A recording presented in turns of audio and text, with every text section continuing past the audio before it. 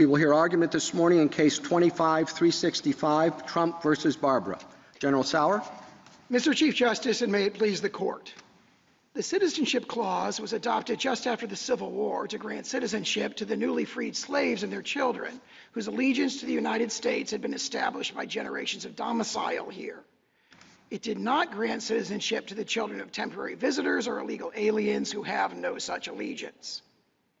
This conclusion reflects the original public meaning of the clause. When Congress used the term "not subject to any foreign power" in the Civil Rights Act of 1866, it rejected the British conception of allegiance. Senator Trumbull explained that subject to the jurisdiction thereof in the clause means not owing allegiance to anybody else. And in 1884, this court recognized that subject to the jurisdiction means owing direct and immediate allegiance. The clause thus does not extend citizenship to the children of temporary visa holders or illegal aliens. Unlike the newly freed slaves, those visitors lack direct and immediate allegiance to the United States. For aliens, lawful domicile is the status that creates the requisite allegiance, and the text of the clause presupposes domicile.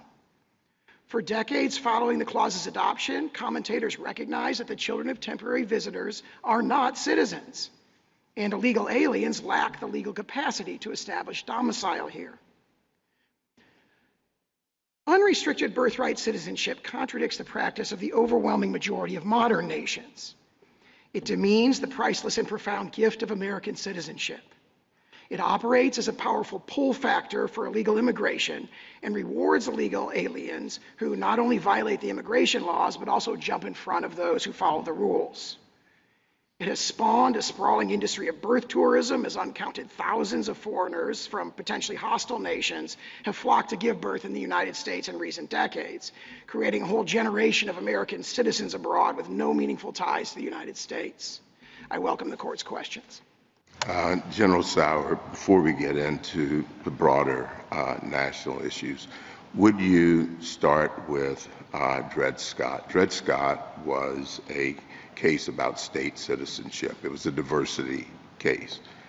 And of course, we know what Chief Justice Taney did with that.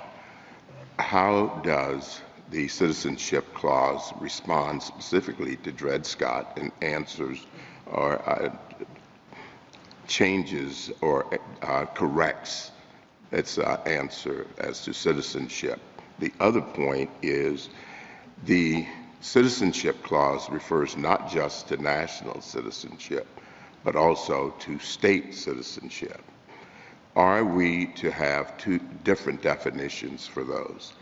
It's one word, citizens of the United States and citizens of the state wherein they reside.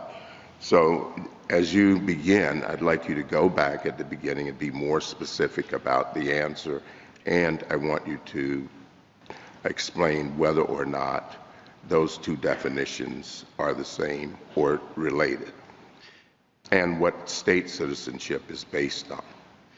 Thank you, Justice Thomas. I'll maybe start by addressing Dred Scott. As you alluded to the fact, Dred Scott, imposed one of the worst injustices in the history of this court, and it led to the outbreak of the Civil War. It's very clear, and this court in all of its early cases interpreting the 14th Amendment said, the one pervading purpose, the main object of the Citizenship Clause is to overrule Dred Scott and establish the citizenship of the freed slaves. And if you look at the debates in the congressional record and discussion surrounding the adoption of the Citizenship Clause, what you see is a very clear understanding that the newly freed slaves and their children have a relationship of domicile. They do not have a relationship to any foreign power. For example, there's a comment where he says, look, people have been here for 5 generations and clearly have no relationships to any foreign African potentate, or have a relationship of allegiance to the United States. And that reinforces our point that allegiance is what the word jurisdiction means. It doesn't mean regulatory jurisdiction or sort of being merely subject to the laws. They're talking and they're thinking about it in those debates about allegiance. Now, as to your second question, if you look at the text of the clause, we believe it says, born in the United States, born or naturalized in the United States and subject to the jurisdiction thereof, are citizens of the United States and the states of which they reside. So there's a constitutional guarantee that applies to both federal or national and state citizenship. And the key point we make there is that that word reside, if you look at, for example, section 1473 of Justice Story's commentaries, was understood to mean domicile. So when they say subject to the jurisdiction, and then they go on to say you're a citizen of the United States and the state in which they reside, the very text of the clause itself presupposes that the citizen is domiciled in the United States. If they're present in a state at all, they reside there. Reside means domicile in the Constitution, and we think that strongly supports our interpretation. It's textual evidence of our domicile-based theory of jurisdiction.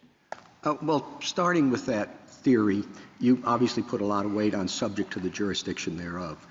But the examples you give to support that strike me as very quirky. You know, children of ambassadors, children of enemies during a hostile invasion, children on warships. And then you expand it to the whole class of illegal aliens are here in the country. I'm not quite sure how you can get to that big group from such tiny and sort of idiosyncratic examples. There are those sort of narrow exceptions for ambassador foreign public ships. Tribal Indians is an enormous one that they were very focused on in the debates as well. But what I do is I invite the court to look at the intervening step, which is the enactment of the Civil Rights Act of 1866. And there they didn't say subject to the jurisdiction thereof. There it says not subject to any foreign power.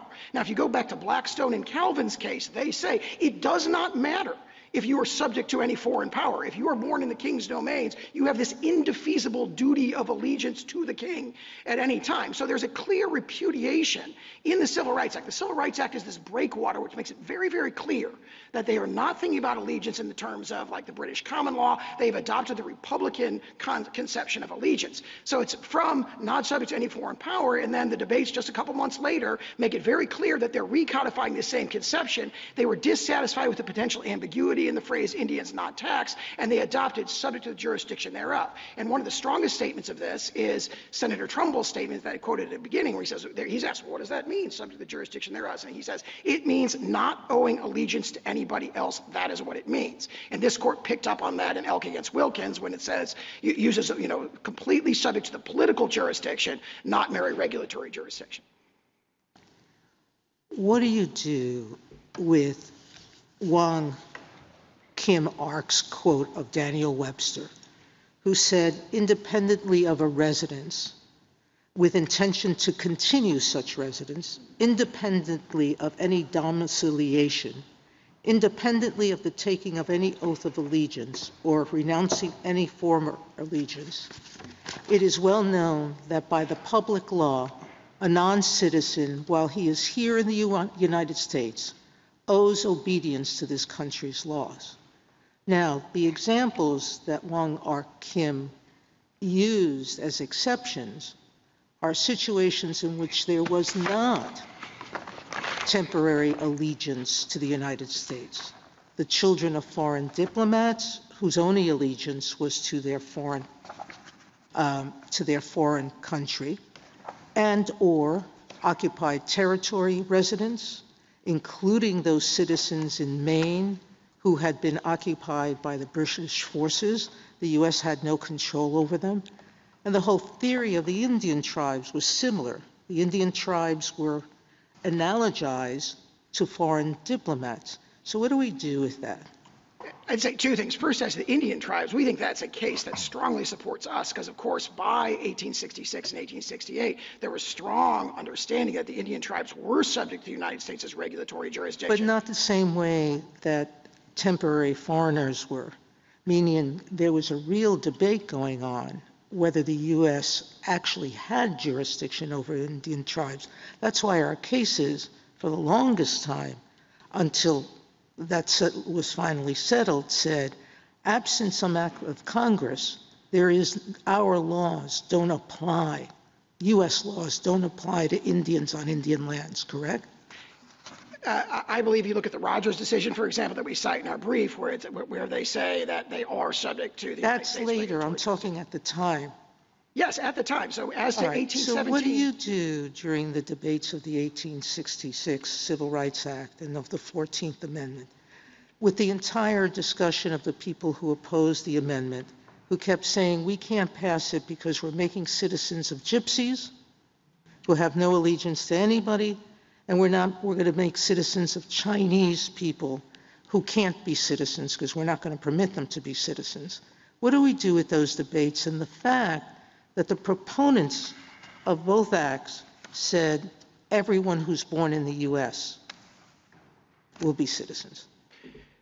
First, as to that particular exchange, page 2890 of the congressional record from 1866, Senator Cowan gives this virulently racist statement where he says that. And what does he say right at the beginning of that sort of offensive speech? He says, we can't have children of gypsies, children of Chinese immigrants. We can't have them become citizens. And he says, quote, have they any more rights than a sojourner in the United States? So he's trying to persuade the Republicans to his view by appealing to a common understanding that sojourners do not have children who become citizens. So there's powerful evidence there that everybody understood this to, not sweep in the temporary sojourner. And that's why you see for 40, 50 years, you see every commentator who addresses the specific question of temporary presence saying it's not covered by the clause, including for decades after Wong Kim Ark. General, can I take you back to the Chief Justice's question about the specific exceptions to birthright citizenship that everybody seems to agree were recognized under the common law?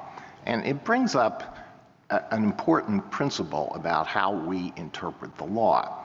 When particular problems pop up, lawmakers may enact a general rule. When they do that, is the application of that general rule limited only to the situations that they had in mind when they adopted the general rule, or do we say they adopted a general rule, they meant for that to apply to later applications that might come up? Justice Scalia had an example that dealt with this situation. He imagined an old theft statute that was enacted well before anybody conceived of a microwave oven, and then afterwards someone is charged with the crime of stealing a microwave oven, and this fellow says, well, I can't be convicted under this because the microwave oven didn't exist at that time. And he dismissed that. There's a general rule there, and you apply it to future applications. And what we're dealing with here is something that was basically unknown at the time when the 14th Amendment was adopted, which is illegal immigration.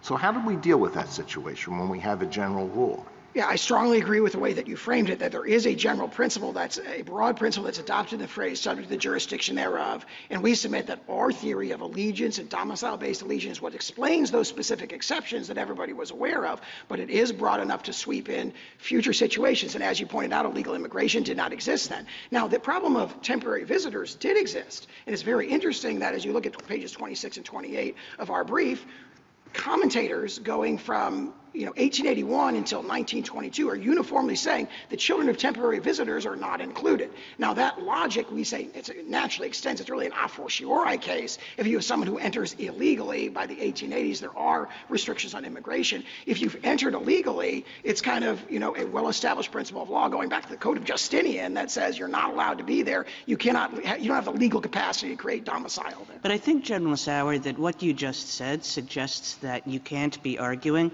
in the way Justice Alito suggests, because most of your brief is not about illegal aliens. Most of your brief is about people who are just temporarily in the country, where there was quite clearly an experience of, an understanding of, that there were going to be temporary inhabitants.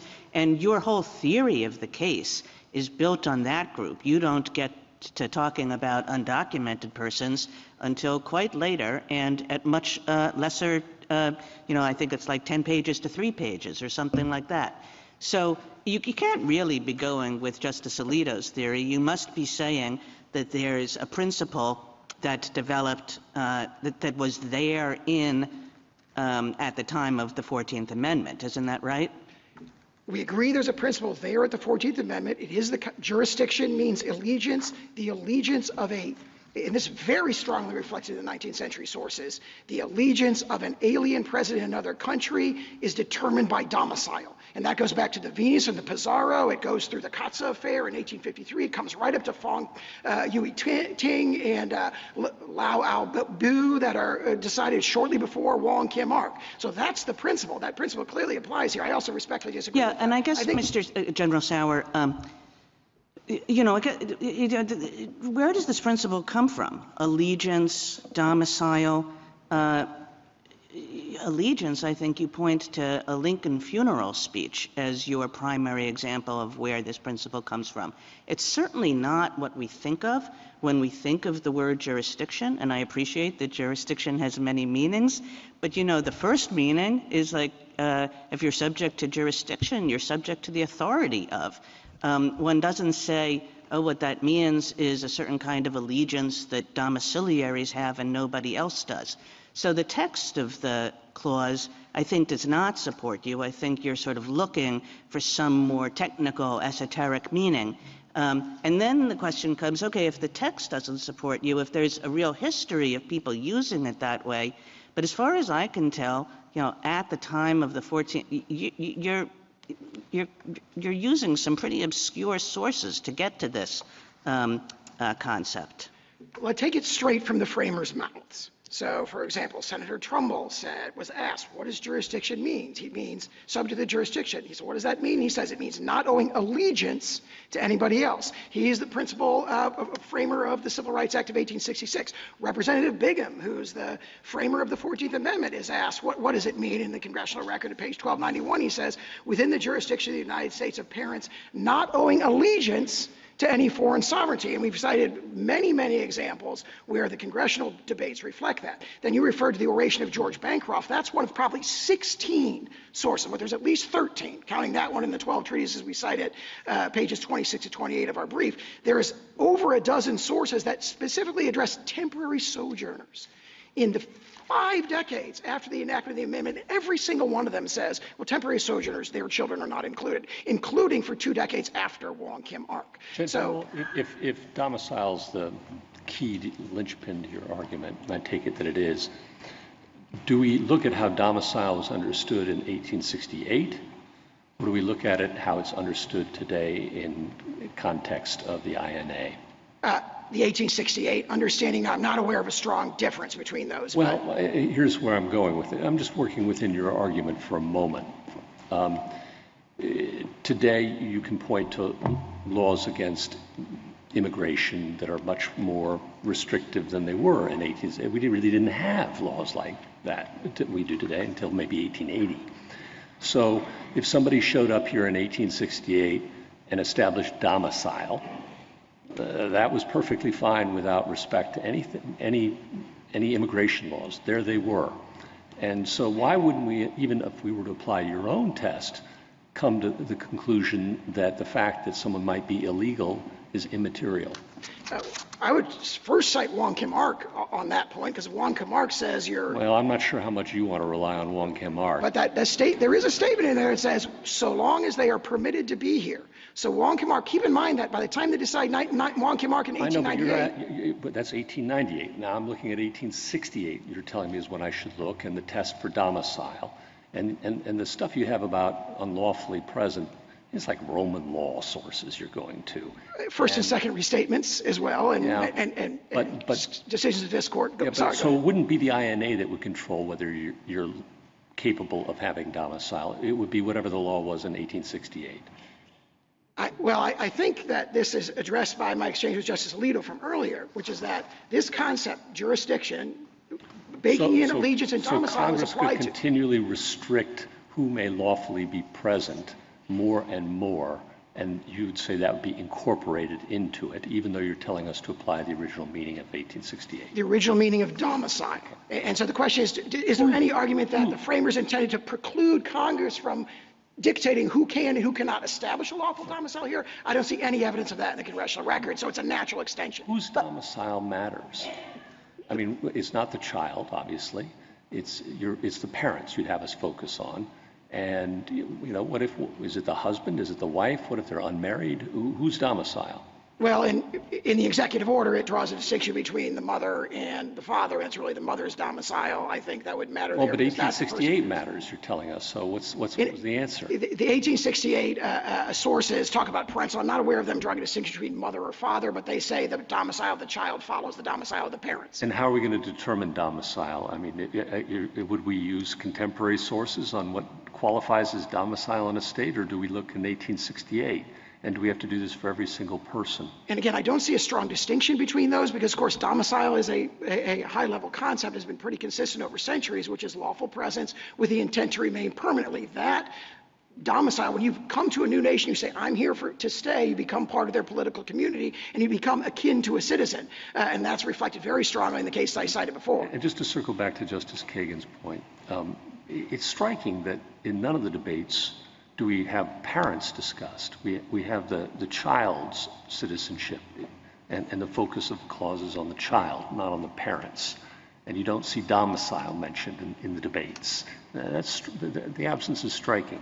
I think the 19th century sources would say a newborn child lacks the capacity to form a domicile, so they're imputed the domicile of their parents. So I don't think they would have seen a distinction between children and parents. And I point out that their position, like ours, is forced to look at the domicile of the parents because we look at the exceptions that they accept, like I'm talking about tribal Indians and so forth. I'm talking about in the debates over the 14th Amendment and the Civil Rights Act. It's striking that these concepts aren't discussed in them. I think domicile is discussed. I mean, it's brought up in many. Allegiance, jurisdiction, complete jurisdiction. Well, I mean, here's just a few examples. Page 1679 of the Congressional Record, President Johnson vetoes the first version of the Civil Rights Act, and he says, I can't sign this because it would extend citizenship to the children of, quote, all domiciled aliens and foreigners, even if not naturalized. And you have all the other sources we cited that say, this is a deeply rooted 19th century understanding. It's reflected in the Venus. It's reflected in the Pizarro in 1814 and 1817. It carries through the 19th century, and this court is talking about it in 1892 and 1893 when it's discussing the Chinese Exclusion Acts. Domicile is the key concept that creates allegiance. That's General, you said in your reply brief that the children of slaves who were brought here unlawfully, in defiance of laws forbidding the slave trade, would in fact be citizens. And we can imagine that their parents were not only brought here in violation of United States law, but were here against their will, and so maybe felt allegiance to the countries where they were from. And you say that the purpose of the 14th Amendment was to put all slaves on equal footing, newly freed slaves on equal footing, and so they would be citizens. But that's not textual. So how do you get there? You say it in just a few sentences, so can you elaborate? Sure. If you look at I think if you look at the 19th century sources, what you see is that even though their entry may have been unlawful, 19th century antebellum law never treated their presence as unlawful. In fact, quite the opposite. One of the amici, in fact, points to like a Mississippi statute, which probably is replicated throughout the South before the Civil War, that says slaves in Mississippi have an indefeasible domicile in Mississippi. In other words, even if they run away, if they get away, Mississippi says, nope, you still live here. Right? And so it would be astonishing, in other words, for the opponents of the 14th Amendment to say, oh, these people were not domiciled and therefore it goes the other way, because actually U.S. law, even if they were brought in illegally and through an illegal slave trade, once they were there by their intent is to return as soon as they can, let's say. So they're here, they're resident, and maybe under your theory, which says, well, lawfulness for a different purpose, but they're here, they're resident, let's take your assumption that they're not here unlawfully. But let's say they don't have an intent to stay. They want to escape and go back the second they can. Are they domiciled? Under the 19th century law, I think this is the flip side of the hypothetical that we talked about earlier. Under 19th century law, they are treated as domiciled in the United States, so it would be astonishing. And the debates in the congressional floor talk about not this specific case, but they say, look, slaves who have been forced to come here and have been here are lawfully domiciled here. They don't use the ways domiciled, but they use allegiance. They say they don't have allegiance that once they've been forced to come here, they don't have allegiance to any foreign or African potentate, and therefore they're. But General, that goes. How would that apply to the children of illegally trafficked people today? Would the same reasoning apply? It would turn on whether the parents are lawfully domiciled in the United States. So if they're brought in illegally, but then they choose to remain and they want to remain and they're domiciled, you would say that their lawful presence is not dictated by whether they were brought here lawfully or not. And that's different from someone who, say, crosses the border unlawfully. Yeah, I think it would turn on whether their presence is lawful. General, in other words, obviously there may be many other important things that could be done to assist people like that. The question is, if they give birth to someone in the United States, that person naturally a citizen, that would turn, based on the original public meaning of the clause, on the lawfulness of their presence. Are they domiciled? General, can I ask you a question? To follow up on what Justice Gorsuch was exploring with you with respect to domicile. Did I understand you to say that domicile is going to be eventually or is controlled by Congress? Who is domiciled? I'm struggling to figure out who is domiciled in your argument. The domiciliaries are people who are lawfully present and have an intent to remain permanently. So that's a kind of black letter, understanding of domicile. Now, Congress can dictate that certain classes of people, legal entrants and so forth, cannot lawfully lack the legal capacity to form a legally binding domicile. But if that's so, then doesn't it make the domicile for the purpose of the 14th Amendment turn then ultimately on Congress's will in a way that the framers did not intend? I mean, my understanding was the framers put this citizenship clause into the Constitution to prevent future Congresses from being able to affect citizenship in this way. Sure. Very briefly, no, I don't think so, because it is up to the alien whether or not they want to be domiciled here. Now, there may be collateral But I thought you just said Congress can make determinations as to who counts as being domiciled here.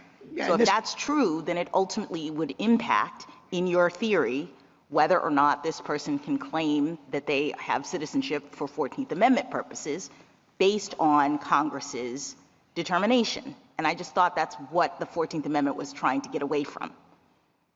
If I may. Yes, please. Very briefly, I just point you to the discussion in Professor Werman's amicus brief where he talks about this is not a new problem. Going back even to the British common law, there's a situation of people who lack a safe conduct and are passing through the king's domains without permission. And he says the best reading of the common law is they are not under the protection of the king and they're not covered by the rule of birthright citizenship. Thank you, counsel.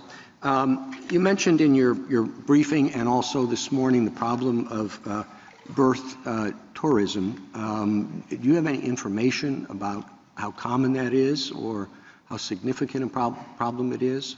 It's a great question. No one knows for sure. There's a March 9th letter from a number of members of Congress to DHS saying, do we have any information about this? The media reports indicate estimates could be over 1 million or 1.5 million from the People's Republic of China alone. The congressional report that we cite in our brief talks about certain hotspots like Russian elites coming to Miami through these birth tourism companies. And I mean, here's a fact about it that I think is striking.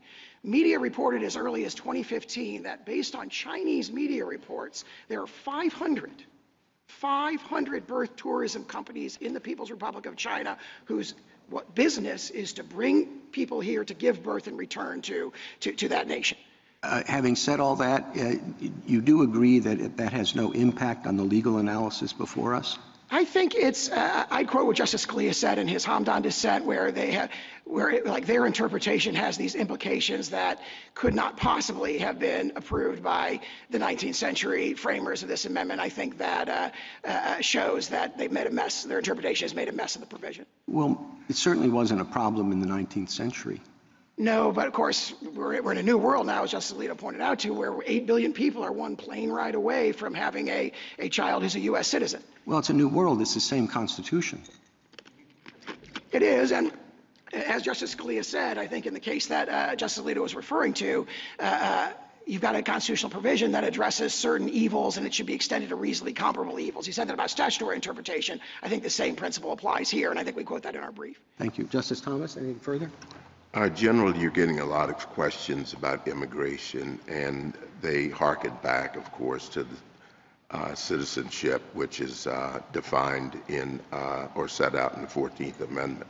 How much of the debates around the 14th Amendment had anything to do with immigration? I think that the principal focus of those debates has to do really not with immigrants, but with the Indian tribes. I mean, obviously the main goal, the one pervading purpose, as this court said in the slaughterhouse cases, was to establish the citizenship of the freed slaves and their children. But they were very concerned about the problem of something that they all accepted as a given, which is that the children of tribal Indians are not within the rule of birthright citizenship. So I think that's what they focus on. We draw an analogy to that, to the issue of temporary sojourners. But there are mentions of temporary sojourning multiple places in the congressional debates, and all of those quotes go in our direction. And there was, Justice Sotomayor brought up Wong King Ark. There was no question in that case that about domicile, was there? I disagree. The court says at the very beginning of its opinion, here are the accepted facts. These are lawfully domiciled here. When it states the question presented, it talks about domicile. When it recites the legal principle at page 693, it says domicile 3 times. And at page 705 at the end of the opinion, it says here's the single question we've decided. We've decided that Chinese immigrants with a permanent domicile and residence here fall within the rule of birthright citizenship. Justice Alito? Under the minimum definition of domicile, which I think existed in 1868 and continues to exist today, a person's domicile is the place where he or she intends to make a permanent home.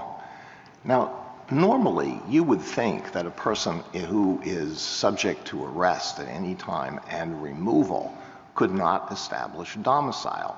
But we have an unusual situation here because our immigration laws have been ineffectively and in some instances unenthusiastically enforced by federal officials.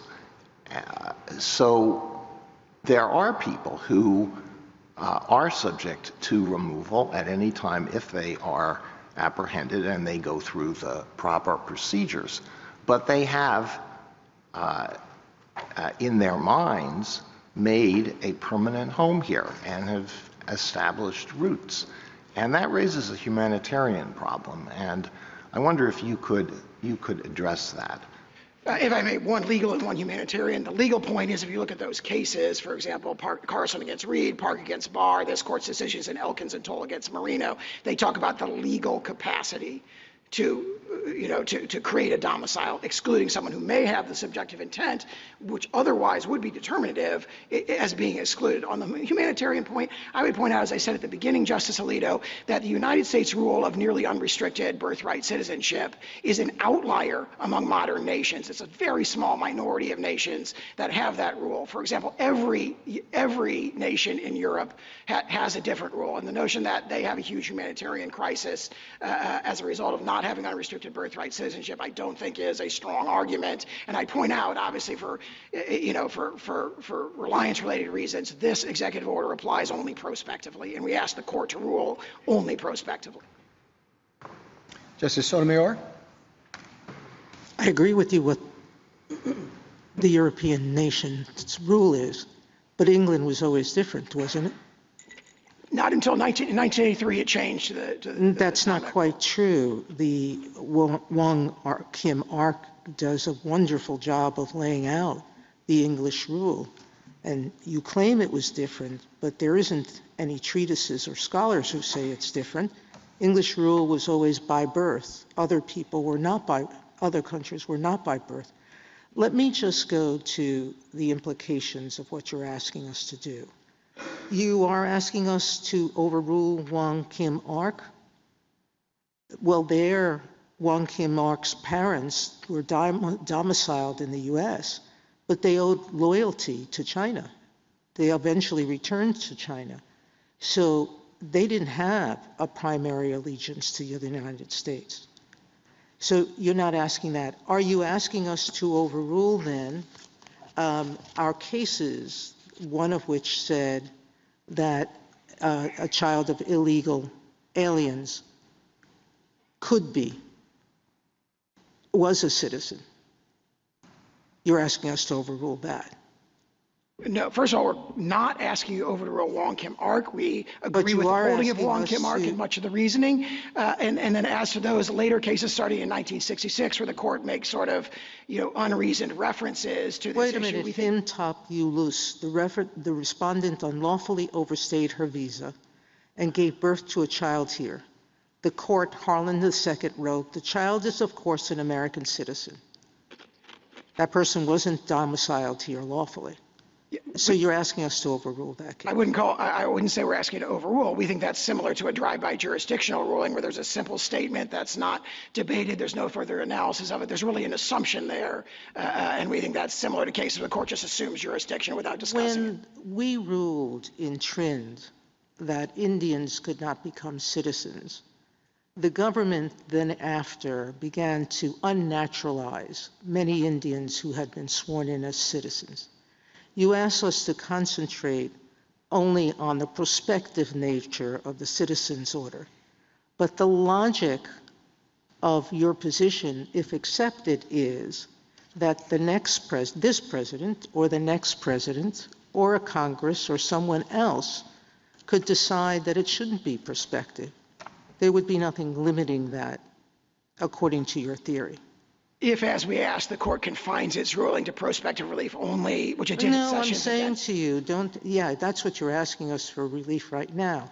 I'm asking whether the logic of your theory would permit what happened after the court's decision in Trin, that the government could move to unnaturalize people who were born here of illegal residents.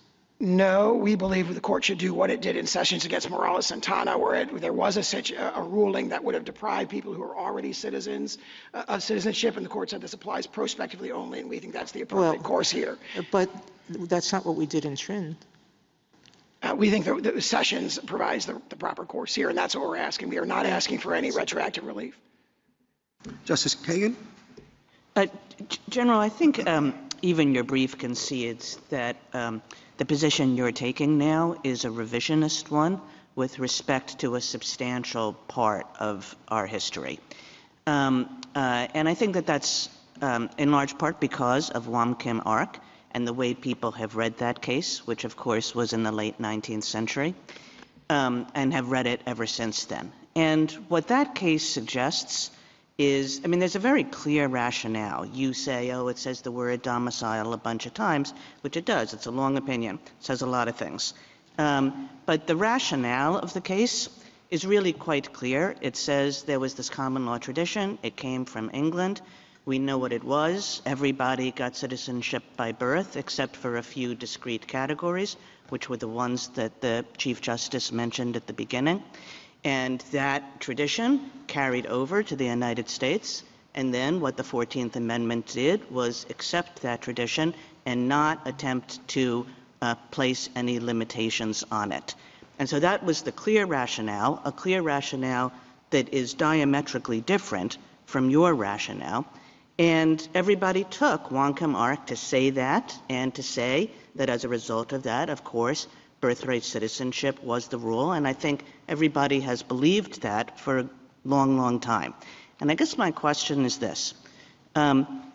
You have a story about the reasons why we should go back to what you view as the original meaning.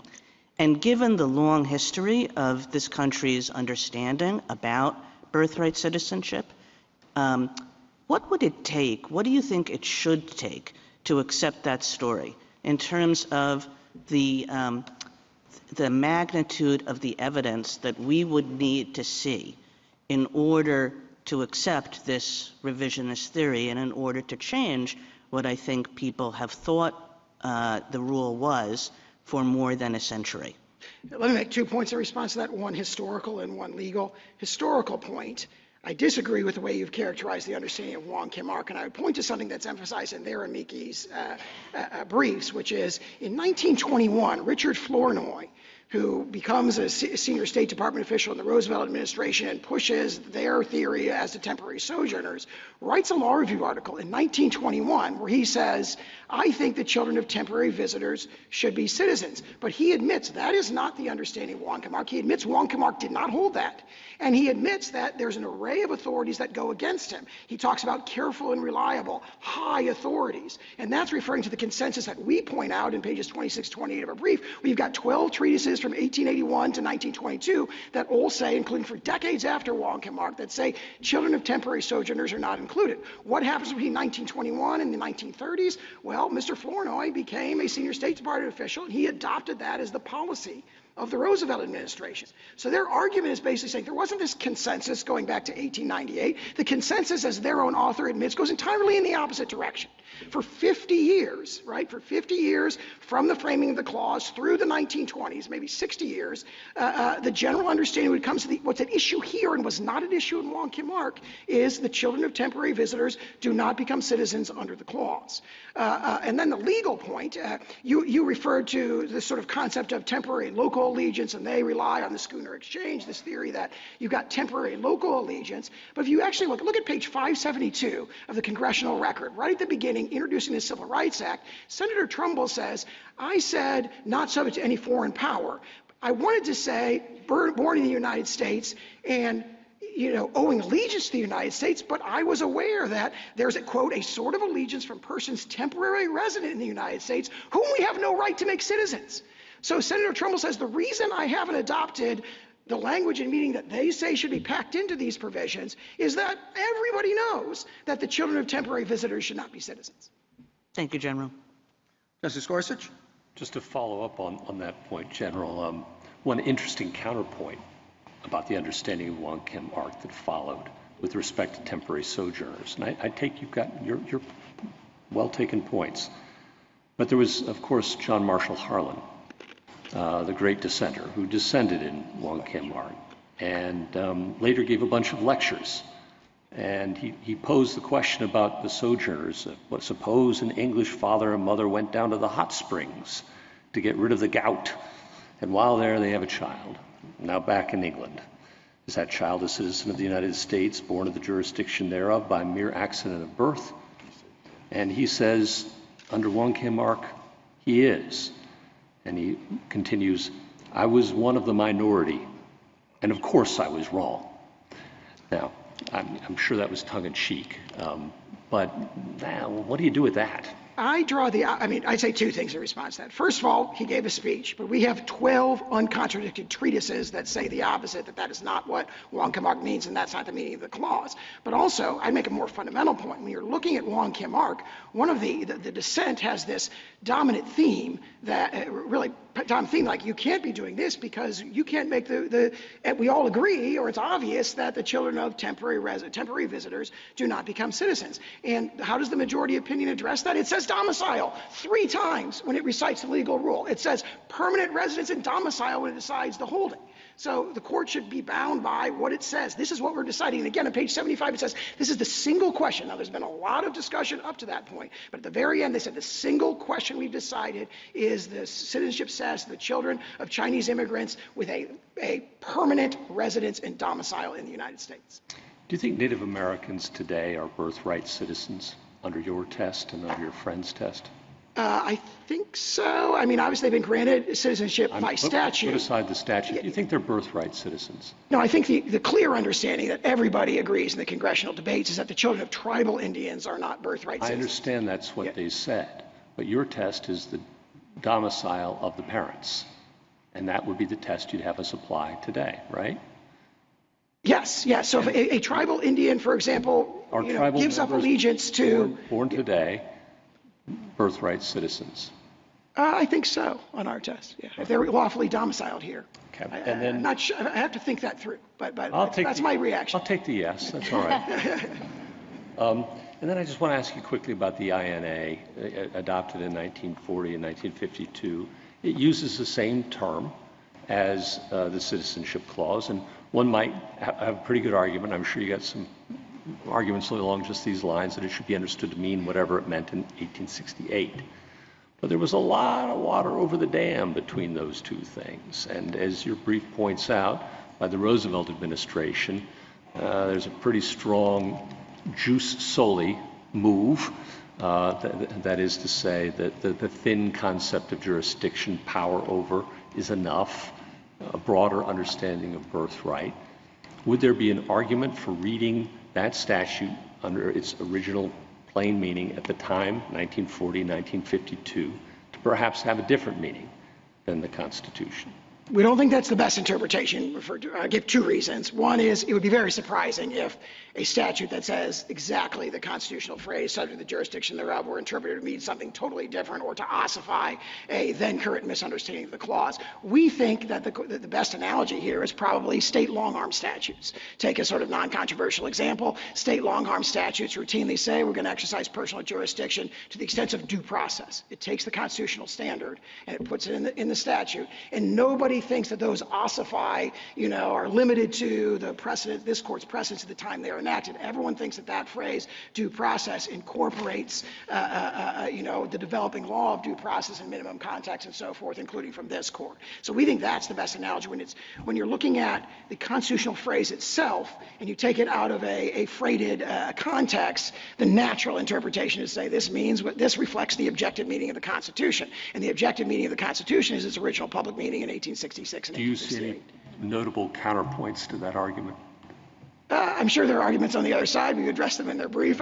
So you're really, at the end of the day, then, this is a straight-up constitutional ruling you want from this court, win, lose, or draw? Yeah, we think that the statute and the Constitution means the same thing. If the court disagrees, obviously we'd prefer an adverse ruling if the court's going to do that on a statutory basis than a constitutional basis. But you just disavowed that in your responses to me by saying that that's not an available option, is the way I understood it. Yes, the court would have to disagree with our statutory position, which is that it means the same thing as the Constitution. But if the court were to do that, then the natural course would probably be to rule on statutory grounds alone. Now, we think they mean the same thing, and we've got arguments for that, including, I think, the analogy I just referenced. Thank you. Justice Kavanaugh?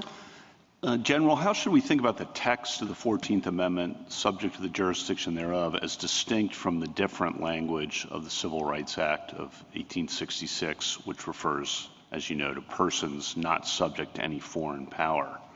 Those texts are, on their face, different, and the history that Justice Kagan referred to might have developed quite a bit differently if the 14th Amendment's text had used the phrase that was in the Civil Rights Act. That's an excellent point, and this court has held in multiple cases, Hurt against Hodge and General Building Contractors, has recognized that they were intended and they did mean the same thing, and that's powerfully reinforced by the congressional debates, where really what they're discussing is they said they were dissatisfied with the language in the Civil Rights Act because the phrase Indians not taxed they thought was ambiguous, and so they switched to the affirmative statement as opposed to the negative statement. The affirmative statement is subject to the jurisdiction thereof, but there's express statements in the congressional record essentially that we're doing the same thing, and that is what this court's case law has reflected. Why didn't they say the same thing? Again, it appears they preferred the sort of positive formulation subject to the jurisdiction thereof as opposed to not subject to any foreign power. And again, there's a deep concern and lengthy discussion of the potential ambiguity in the Civil Rights Act thing. They want to eliminate an ambiguity but do the same thing, and I think that's very strongly reflected in those debates. By the time of the 1940 and 1952 congressional actions, where Congress repeats subject to the jurisdiction thereof, given Juan Kim Ark, one might have expected Congress to use a different phrase if it wanted to try to disagree with Juan Kim Ark on what the scope of birthright citizenship or the scope of citizenship should be. And yet Congress repeats that same language knowing what the interpretation had been. So how are we to think about that? I think baked into that question is an understanding, I think that was reflected in Justice Kagan's earlier question, that everybody understood that Juan Kim Ark meant that, and the history I talked about, I think, refutes that. Really, there's a consensus that goes our way for decades and decades after the adoption of the amendment and after Juan Kim Ark on the specific question of the children of temporary visitors. And it's really not until, and again, their author in 1921 is saying, hey, the other side is the consensus. I'm sorry. Sorry, go ahead. But there's executive branch interpretations and others. And if you're in Congress in 1940 and 1952 and you want to limit the scope of Juan Kim Ark or to eliminate ambiguity, why do you repeat the same language rather than choosing something different? For example, you could use the language from the Civil Rights Act of 1866 or some similar formulation if your idea in 1940 and 1952 was to not have ambiguity or not have an overly broad scope. I think if you look at the structure of that statute, where it's 1401A and then B through H. A, and it says these are the people who are entitled to birthright citizenship. A is the constitutional standard, and then B through H are all the categories that Congress has super added to that. I think the natural inference is that Congress is codifying, which it was consciously doing in 1941, pulling all the naturalization rules and immigration rules together into one statute and said, you go to one place, here's who is a birthright citizen. A, those who are guaranteed that right by the Citizenship Clause, and B through H are the ones that Congress has added through its naturalization power. So that inference to me says A is not trying to change or alter the constitutional standard. It's just saying, hey, the baseline is what the Constitution says, and we codify that, and then we move on to the new categories. Of what relevance, if any, do you think Section 5 of the 14th Amendment has here that gives Congress the power to enforce the article, the 14th Amendment, by appropriate legislation? Does that give Congress room here, or do you not think so? I do think that a ruling in our favor would leave room for Congress. I don't think you'd have to rely on Section 5. I think that Congress has its own inherent power to grant citizenship by statute. So if the court were to rule in our favor for the classes of individuals that they say should be covered, Congress has the latitude to do that. How much room do you think Section 5 gives, if any, and it may not be any, Congress to interpret the phrase subject to the jurisdiction thereof, or to define that? Is that relevant at all? It's a great question, and I'm thinking about it for the first time. I assume it would be governed by the congruence and proportionality test from this court's case law. How that would apply here, I don't know. And I don't think it's presented, because our contention is that the statute means exactly the same thing. If anything is congruent and proportional, it's that. And I think the court held that in the United States against Georgia.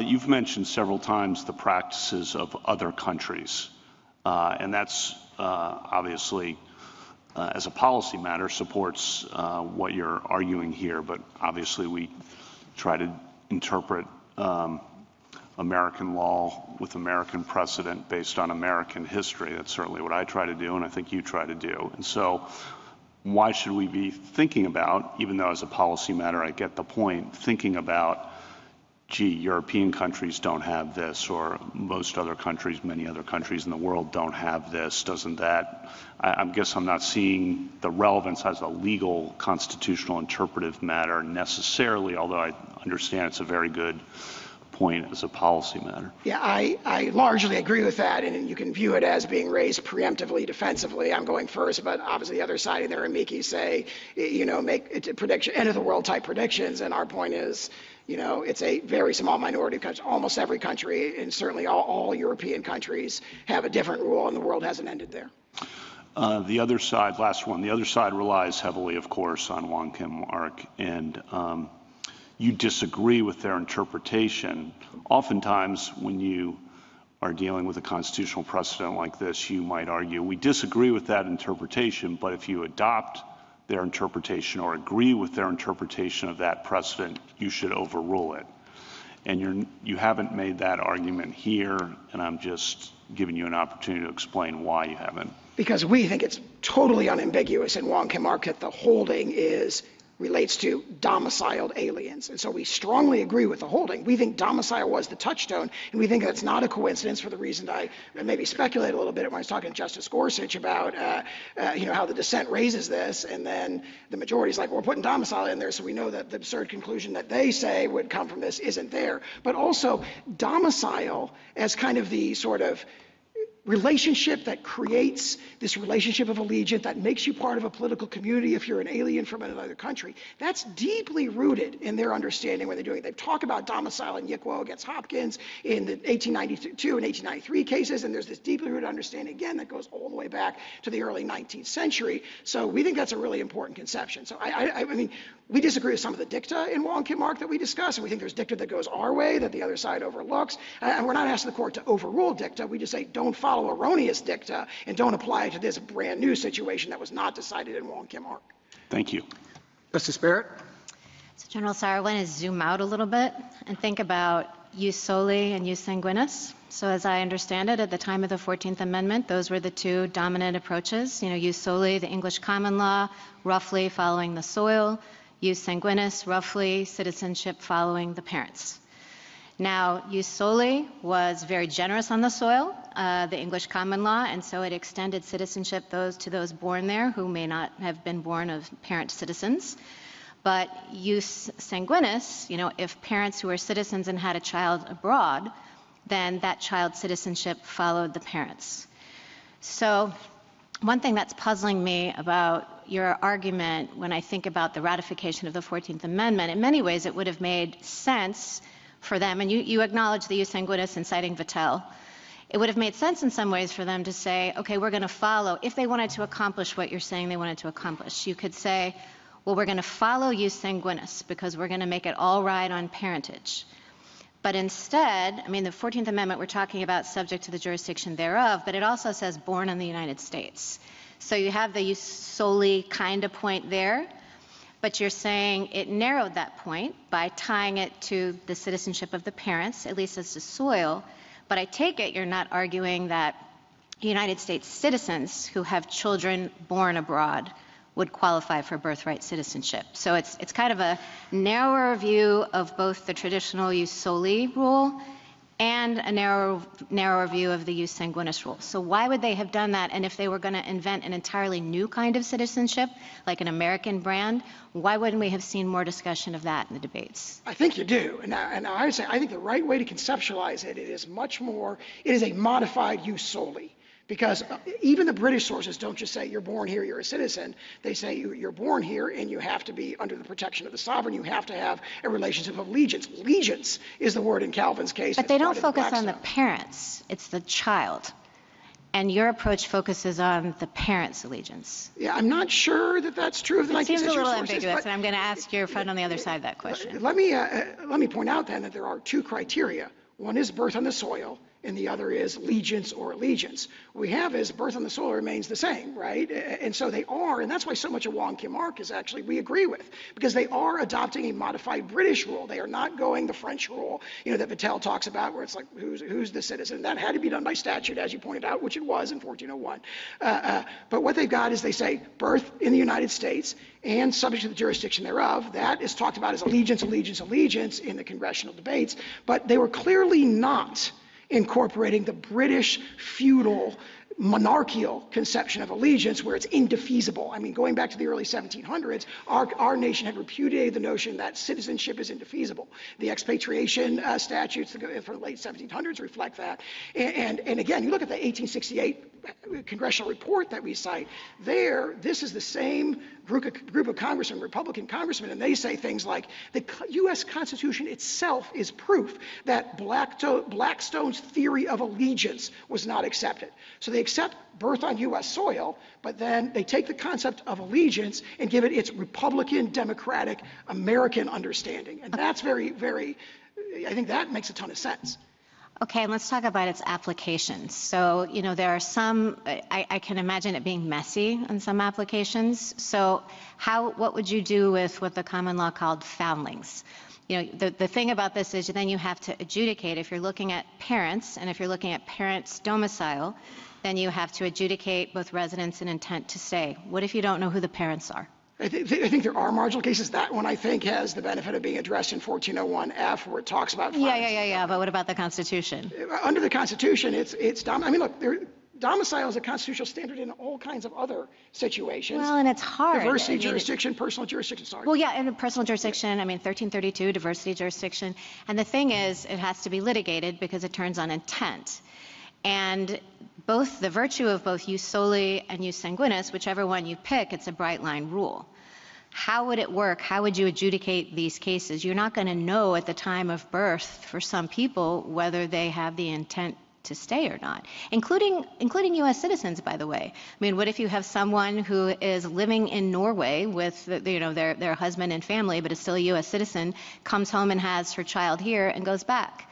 How do we know whether the child is a U.S. citizen because the parent didn't have an intent to stay? I'd say make 2 points, one practical, one legal. The practical point is under the terms of this executive order, you don't have to because the executive order turns on objectively verifiable things, which is immigration status. Are you lawfully present but temporarily present, or do you have an illegal status? So those kind of taking evidence, so to speak, under subjective intent wouldn't be done. And as to the constitutional point, obviously domicile is baked into a lot of constitutional and legal concepts, and there may be situations situations where facts are determined, but if you look at the guidance that all the agencies did after this court in Casa said the agency could go forward and issue guidance, the guidance provides, I think, very, very clear, objective, verifiable approaches to doing this. And so as a practical matter, I don't think it's presented by this executive order.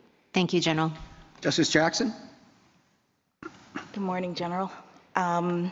So I guess I am looking at your position in this case, and it boils down to requiring us to do at least these two things. One is believe that the framers were not importing the common law rule and understanding of birthright citizenship. And the second is to believe that what they were doing was departing from that common law rule in the way that you suggest. That is, they were seeking to have this turn on domicile. I think you have a number of hurdles to accomplish those two things. One of which, I think, is that when we look at this court's case law, and no one, I think, has mentioned Schooner's Exchange, but it appears that that was an 1812 case in which it seems as though the court had already accepted at the time of the ratification of the 14th Amendment that the allegiance that you are talking about was the English common law rule. That, in other words, allegiance meant that you are covered by the laws of the jurisdiction, that you can rely on that jurisdiction's protection. That's what allegiance meant. Now, you're saying today, no, allegiance meant something about loyalty or that kind of idea.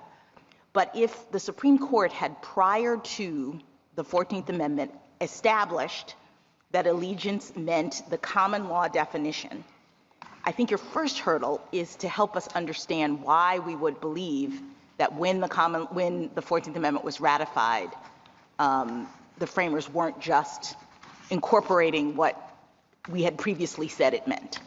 Page 572 of the congressional record directly addresses this. They say the concept of temporary and local allegiance from the Schooner Exchange is what is meant by, or temporary and local jurisdiction from the Schooner Exchange is what is meant by the word jurisdiction in the 14th Amendment. Senator Trumbull says, I thought about saying owing allegiance, but again, quote, there's a sort of allegiance from persons temporarily resident in the United States whom we have no right to make citizens. So he expressly and consciously rejected reliance on Schooner. What do we do with, I mean, that's a debate, and it's a discussion, very valid, but then we have a subsequent debate between Fessenden and Wade, where the same concept comes up, and it becomes clear, at least from Senator Wade's perspective, that that's wrong. So Fessenden, and I'm not sure whether these are senators, I apologize. Fessenden says, suppose a person is born here of parents from abroad temporarily in this country. Wade responds, the senator says a person may be born here and not be a citizen. I know that is so in one instance, in the case of the children of foreign ministers who reside near the United States, et cetera, et cetera. So it appears as though in that exchange, at least Senator Wade believed that the English common law understanding of what it means to have allegiance, to be a temporary person on the soil, was what was being adopted. Yeah, that exchange strongly supports us. If you look at it in context, Senator Wade has introduced a version that says only birth on U.S. soil and doesn't have any allegiance or jurisdictional element to it. And so Senator Fessenden stands up and says, well, that can't be right because, obviously, what about the children of temporary visitors? It has this, it's another one of these statements that has this appeal to a background understanding that we all agree that the temporary visitors, their children do not become citizens. And then Senator Wade has to kind of backtrack and say, well, what are the children of ambassadors? And in the end, Congress does not adopt Senator Wade's proposal. So we think that to the extent you can draw an inference from that, the inference strongly supports us. All right, well, let me just ask you about why we wouldn't see in the 14th Amendment anything about parental allegiance. Several of my colleagues have talked about the fact that your view of this turns on what the status of the parents are, and not the child, as would the born in the United States view of it. Can you help us understand why we wouldn't expect to see a mention of parents in the text of this Amendment? I think it was well understood that, for example, children cannot, newborns cannot form domicile, so it followed every 19th century. That assumes domicile is in the test, and I'm asking you, how do we know that Congress did adopt the test that you say it adopted? When you're looking at 19th century conceptions of allegiance, the notion that the allegiance, again, we say domicile is instantiating the concept of allegiance for aliens as opposed to citizen. All of that, the 19th century understands the newborn's domicile, its allegiance follows the allegiance of the parents. And I point out that their theory relies on parental allegiance as well, because they recognize the exceptions for, hostile invading armies, for tribal Indians, for ambassadors. Again, the child's allegiance status, even on their view, turns on the status of the parent. What do we do with Professor Mueller's amicus brief and the historical record and the fact that even at times in this country where we understood that the parents were declared enemies of the United States, I'm talking about World War II and Japanese internment, babies born in that circumstance were given birthright citizenship. So it seems as though this concept of allegiance of the parents really wasn't driving birthright citizenship, at least at this period of our history. So are you saying this is wrong, or they shouldn't have gotten birthright citizenship? Well, if they were domiciled here, yes, they should have. If they were temporarily present, then no. But the executive practice, we can see from the 1930s. How does the temporary presence run with your concept of allegiance? I'm not sure I understand. So can you be clear? Are you saying that only people who are domiciled here, as you define it, can form the necessary loyalty to the United States? It's not allegiance is not a question of subjective loyalty. Okay. It is something you owe. It's a reciprocal relationship between the citizen, whether they want it or not, they have that allegiance. And I think it's powerfully... On the basis of what? Domicile. I mean, that's what it says in so many words in the Venus and the Pizarro. It says, look, if you're talking about an alien, if they're just temporarily passing through, no, they don't have allegiance. But if they've made it their permanent home, they become part of our political community, and they are analogous or akin to citizens. All right, just quickly, because I'm mindful of the time. What do you do with Juan Kim Ark's statement that birthright citizenship is applying, quote, independently of a residence with intention to continue such residence, independently of any domiciliation? I know that they use domicile, it's a fact in the case, but that's not a part of their holding. It's not what the reasoning turns on. Correct? I believe you're quoting from page 693 of that opinion. It goes on to say, not citizen terms on that, but the duty of obedience to our laws. It doesn't take the further step at that point and say, therefore, if you have temporary and local allegiance, you're a citizen. And immediately before that, you have that page 693 summary of the court's holding, where it says domicile, domicile. Juan Kim Ark incorporates a domicile requirement. That is the holding. It's definitely clearly expressed in the holding. All right, one final thing, perspective. You say perspective, we're supposed to do this. Don't worry about the people who are already here and who would not qualify under your rule. How does this work? Are you suggesting that when a baby is born, people have to have documents, present documents? Is this happening in the delivery room? How are we determining when or whether a newborn child is a citizen of the United States under your rule? And I think that's directly addressed in the SSA guidance that's cited in our brief. What SSA says is there's currently a system where, for example, Social Security numbers are generated based on the birth certificate.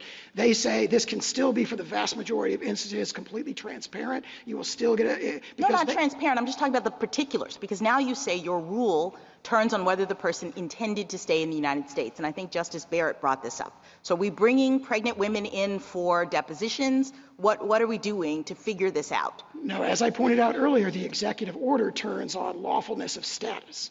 So if you give birth to a baby in the hospital right now, it gets the birth certificate in the system. There's a computer system. So there's no opportunity, there's apparently no opportunity then for the person to prove or to say that they actually intended to stay in the United States. Absolutely not. The opposite is true. Their opportunity to dispute if they think they were wrongly denied, which would only happen in a tiny minority of cases, after the is fact. Directly addressed in that guidance. After the fact. Yeah, Yes. After their baby has been denied citizenship, then we can go through the process. Yes, and the way that, I mean, I'm summarizing because I'm not an expert in Yes. computers, but there's a computer program that currently automatically generates a social security number. SSA says, look, a social security number, non-citizens can have them if they have work authorization, so it doesn't prove citizenship. We'll give you a social security number, provided that the system automatically checks the immigration status of the parents, which there are robust databases for, and then it appears no different to the vast majority of birthing parents. Thank you.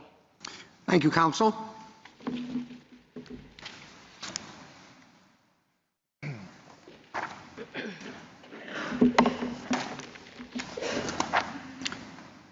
Ms. Wong?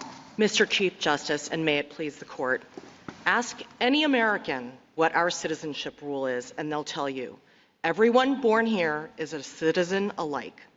That rule was enshrined in the 14th Amendment to put it out of the reach of any government official to destroy. When the government tried to strip Mr. Wong Kim Ark's citizenship on largely the same grounds they raised today, this court said no. 30 years after ratification, this court held that the 14th Amendment embodies the English common law rule. Virtually everyone born on U.S. soil is subject to its jurisdiction and is a citizen. It excludes only those cloaked with a fiction of extraterritoriality because they are subject to another sovereign's jurisdiction, even when they're in the United States.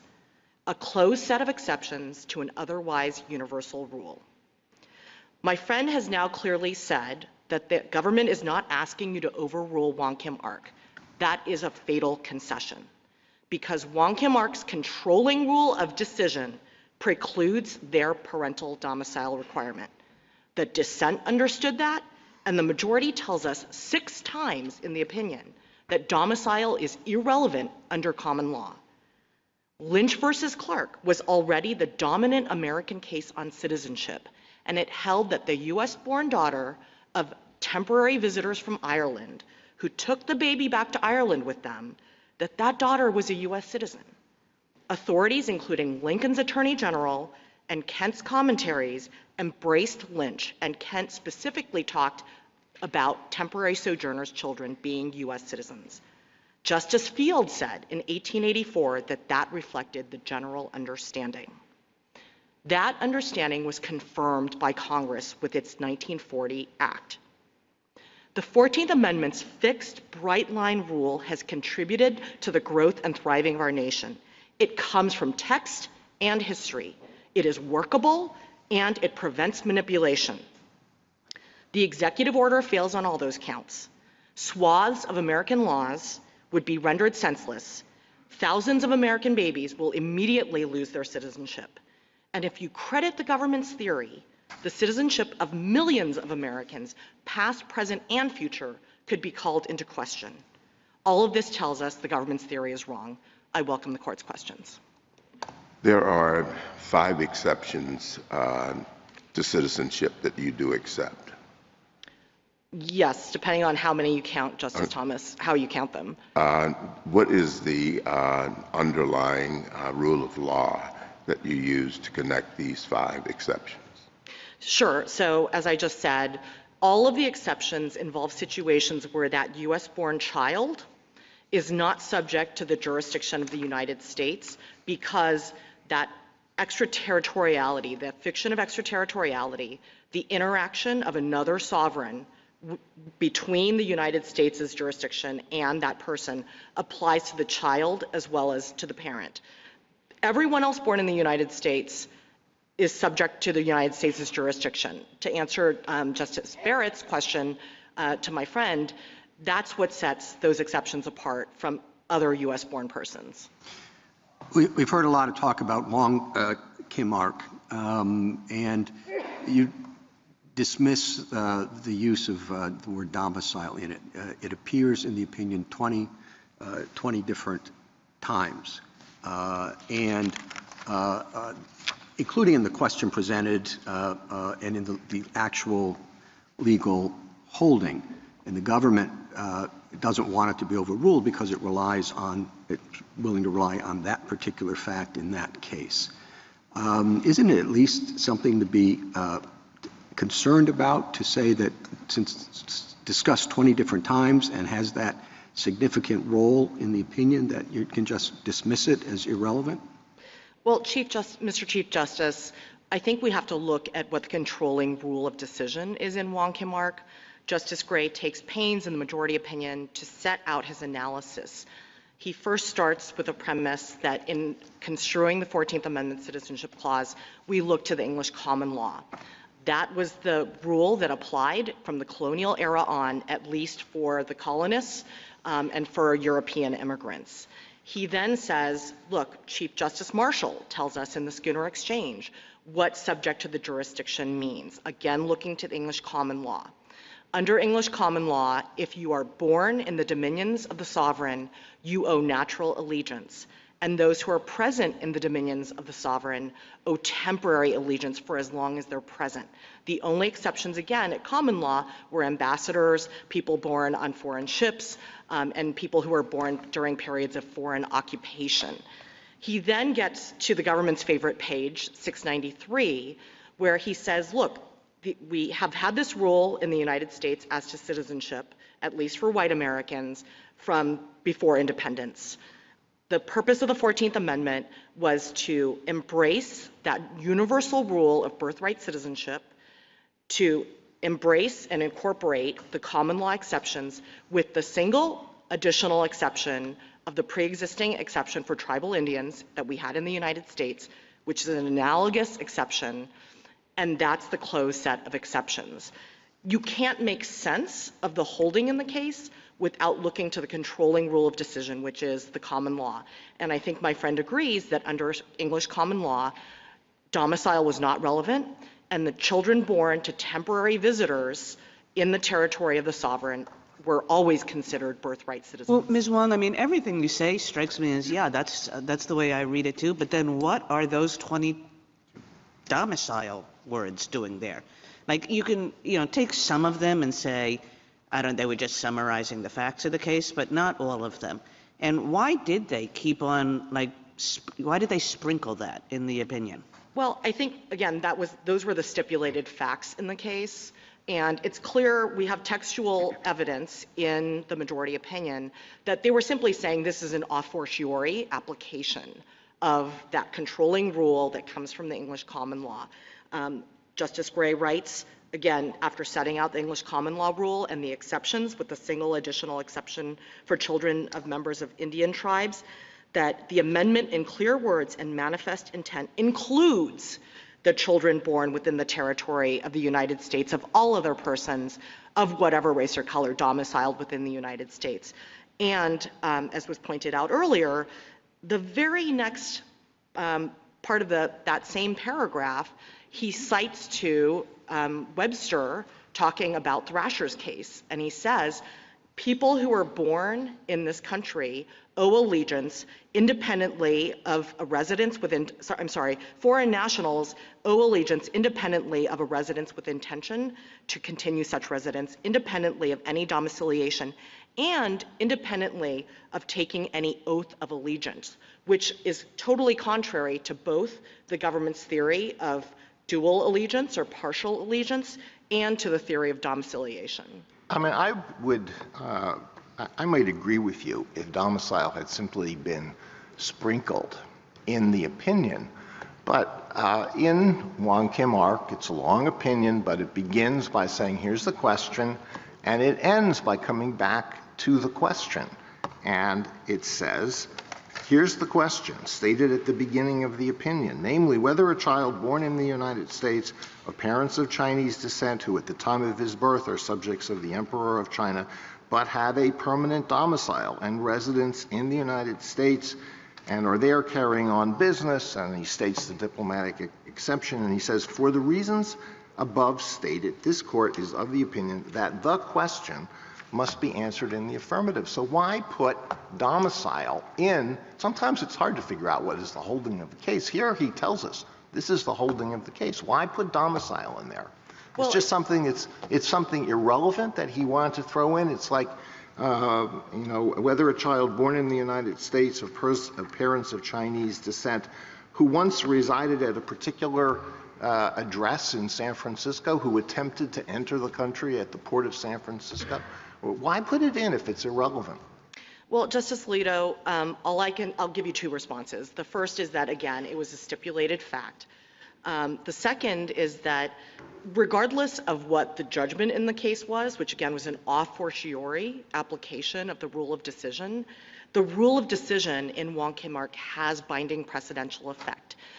Even if you think that Wong Kim Ark decided the case based on the stipulated facts, you have to follow that controlling rule of decision. And if you follow that rule, you get to the same result for people without domicile. Wong Kim Ark says 6 times in the first parts of the opinion, as well as on the page the government focuses on, that domicile is not relevant.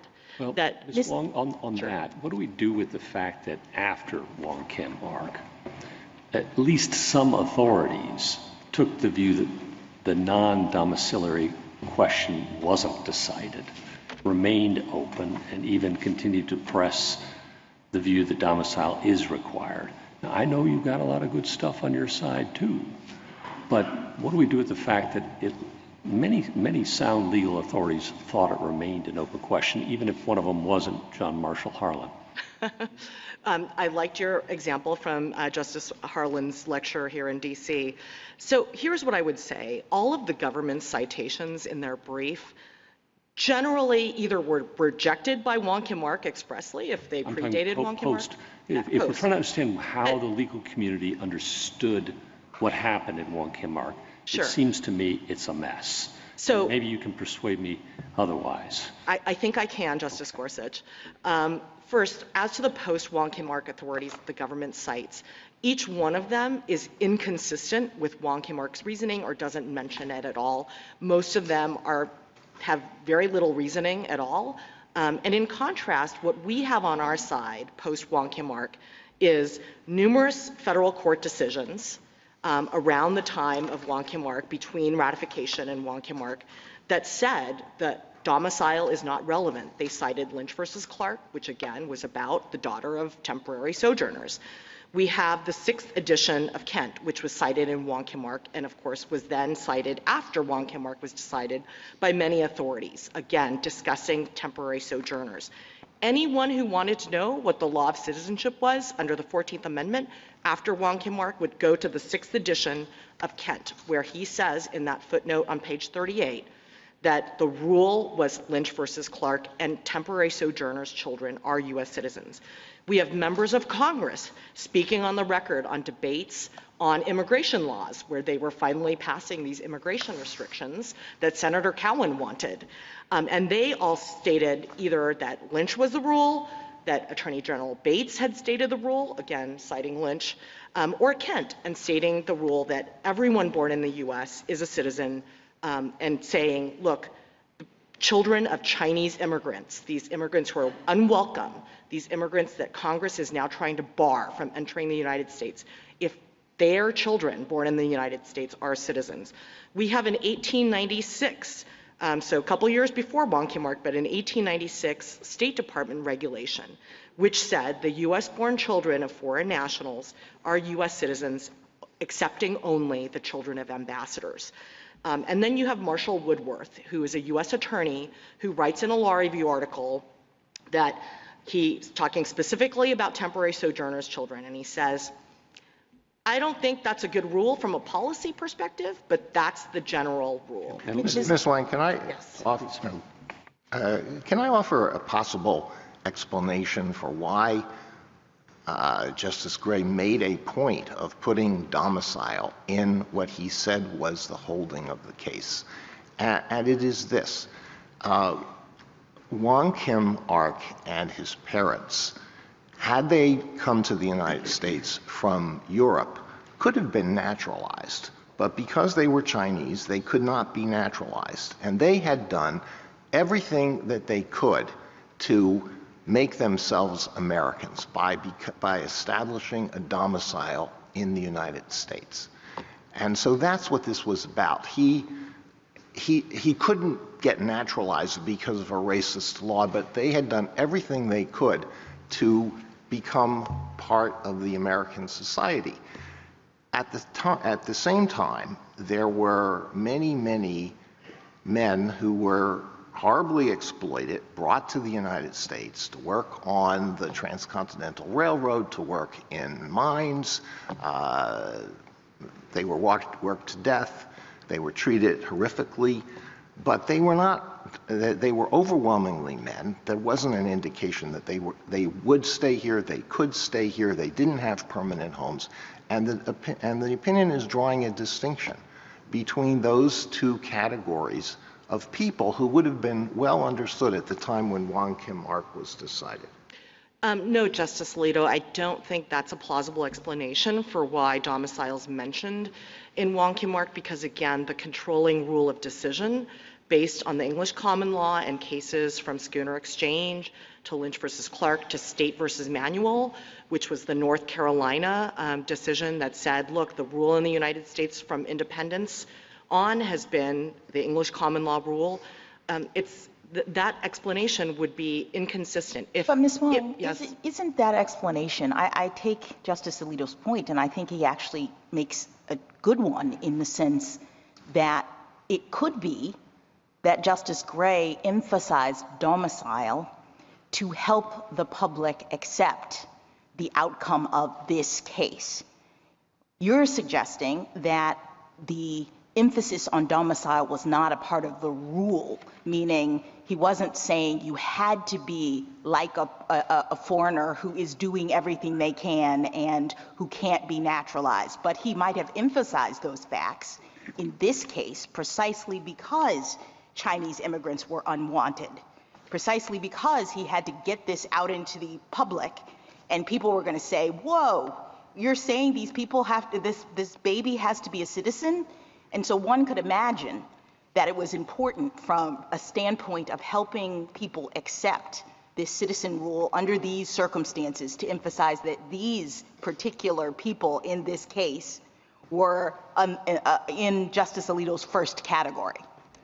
I think that is very possible, Justice Jackson, and as evidence of that, I would point to the fact that if you look at the briefing in Wong Kim Ark, you'll see that even though the parties had stipulated in the district court that Wong Kim Ark's parents were domiciled in the United States, when the case came to the Supreme Court, the government's brief argued that it was impossible for Chinese immigrants to have domicile because they expressed the view that was common among people who opposed immigration by Chinese nationals to the United States. There was a common view that Chinese people were inherently temporary sojourners in the country.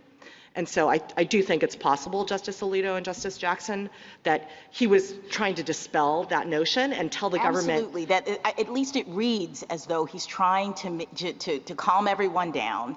These particular people were domiciled, but we're following the English common law rule. And when you look at the English common law rule, domicile is not a factor. That's right. I think, you know, who knows why the majority opinion mentioned domicile. We know is a stipulated fact. We know the government tried to renege on that stipulation and rely on this assumption on the part of anti-Chinese advocates at that time that Chinese people couldn't form a domicile in the United States, and he followed the English common law rule. Ms. Wang, can I move? Go ahead. I just wanted to ask you a question about how the exceptions fit within the general rule. You've called them exceptions, and some of the common law sources call them exceptions, so I take that point. But if we think of use solely as tied to the territory, and we look at the exceptions as territorial in a sense, then they seem kind of like natural outgrowths of that rule, and this is what I mean, and this is where I want your help with how the exceptions played out in practice. If you look at Indian reservations as unique places because Indians were quasi-sovereign, separate nations in the American system, if you look at occupied alien territory as territory that's outside the jurisdiction of the United States, and then if you look at the diplomatic exception, almost like diplomats and their children had little bubbles around them, like the embassy is really the territory of that country, and even when they're traveling around, they're all not subject to the jurisdiction by virtue of this territorial fiction. Are those just applications of the rule? And if they are, then what happens to alien enemies like the German spies in Ex parte Quirin, or what happens to Indians who are actually not on the reservation but may be born, say, in Baton Rouge? How does the rule apply in those situations? Does it travel with the person, or is it tied in some sense to the land? Sure. So let me answer each part in turn. So the thing that all of the exceptions have in common, again, is this sense that the person has this fiction of extraterritoriality around them. Let's set aside the Indian tribal exception for a moment and come back to it. So the example of enemy aliens, for example, ex parte Quirin, is one that is answered by Justice Story in both Inglis and in Rice. And the touchstone under the American application of English common law was that in wartime, the touchstone is whether there's a foreign occupation of U.S. territory. So, and that's, just to interrupt for 1 second to Sure. clarify, and that is territorial. Sometimes it just seemed to me that the rule varied. Sometimes it was stated as enemy alien, and sometimes it was focused on occupied territory. Sure. So the rule, I don't think there's a separate rule for enemy aliens, and the government's briefs describe the exception as an enemy alien exception. I don't think that is the best way to think about it. Rice and English tell you that when the British forces are occupying Castine, Maine, no one is subject to U.S. jurisdiction there because Britain is governing Castine, Maine. And Justice Story explains, look, if the U.S. then retakes that territory, babies who are born to U.S. citizens by what he calls post limine become U.S. citizens. So that's the way to think about any wartime situation, enemy aliens or otherwise. As we heard earlier, Professor Muller's amicus brief tells us how we've thought about enemy aliens in wartime. Even in World War II, when the United States was detaining Japanese nationals who were deemed enemy aliens of the United States, when those enemy aliens had babies in these detention camps, everyone agreed that those babies were U.S. citizens. And Professor Muller goes on to explain that there are many cases of those U.S. citizens going on to a lifetime of government service to the United States. Everyone agrees those babies are U.S. citizens like everyone else. So again, the touchstone for enemy aliens is So what about Indians? What about the Indian who's off the reservation or born off of a reservation? Sure. So to start with the basics, I'll refer to the Indian tribal exception just to use the term of art. The Indian tribal exception, Elk versus Wilkins tells us, comes from the constitutionally unique status of Indian tribes. In the Indian Commerce Clause, we know that tribes are treated as basically quasi-sovereign nations. We know that from the Marshall Trilogy of cases. We know from Worcester versus Georgia, where Chief Justice Marshall said that the tribes are essentially a distinct political community. Well, I understand all that. So just in the interest of time, just to focus you, I understand why the Indians are treated differently for purposes of the law, but I want to know, is it tied to territory or is it tied to the status of someone as a member of a tribe? Because if you're looking at it because of the special relationship of Indians to the United States as a matter of the Constitution, et cetera, well, I mean, citizens of France are citizens of a different sovereign as well. Sure. So Elk versus Wilkins doesn't really answer that question. The court says there are two ways to look at this. Either you look at it as the tribal member is like an ambassador, or you can look at it like there's a territoriality issue where people are born on tribal lands, and therefore they're essentially, I think he says, Justice Gray says at one point, we might as well be talking about someone who's born in Mexico. Well, there's a lot in Elk, and some of it's not terribly helpful for you, it seems to me, because Justice Gray, again, strikes again, says that they may be subject in some degree or respect to the United States. So there's some jurisdiction. He says they're born in the geographic limits. They are in a geographical sense born in the United States. But because they are not completely subject to the jurisdiction of the United States and owe allegiance distinct from the United States, that's what takes them outside. And that language sure sounds a lot like the Solicitor General's presentation today. To the contrary, Justice Gorsuch, I embrace that part of Elk versus Wilkins' holding. Justice Gray, of course, wrote both Wong Kim Ark. I know, and it's a struggle. Sure. Let me try to help you out with that.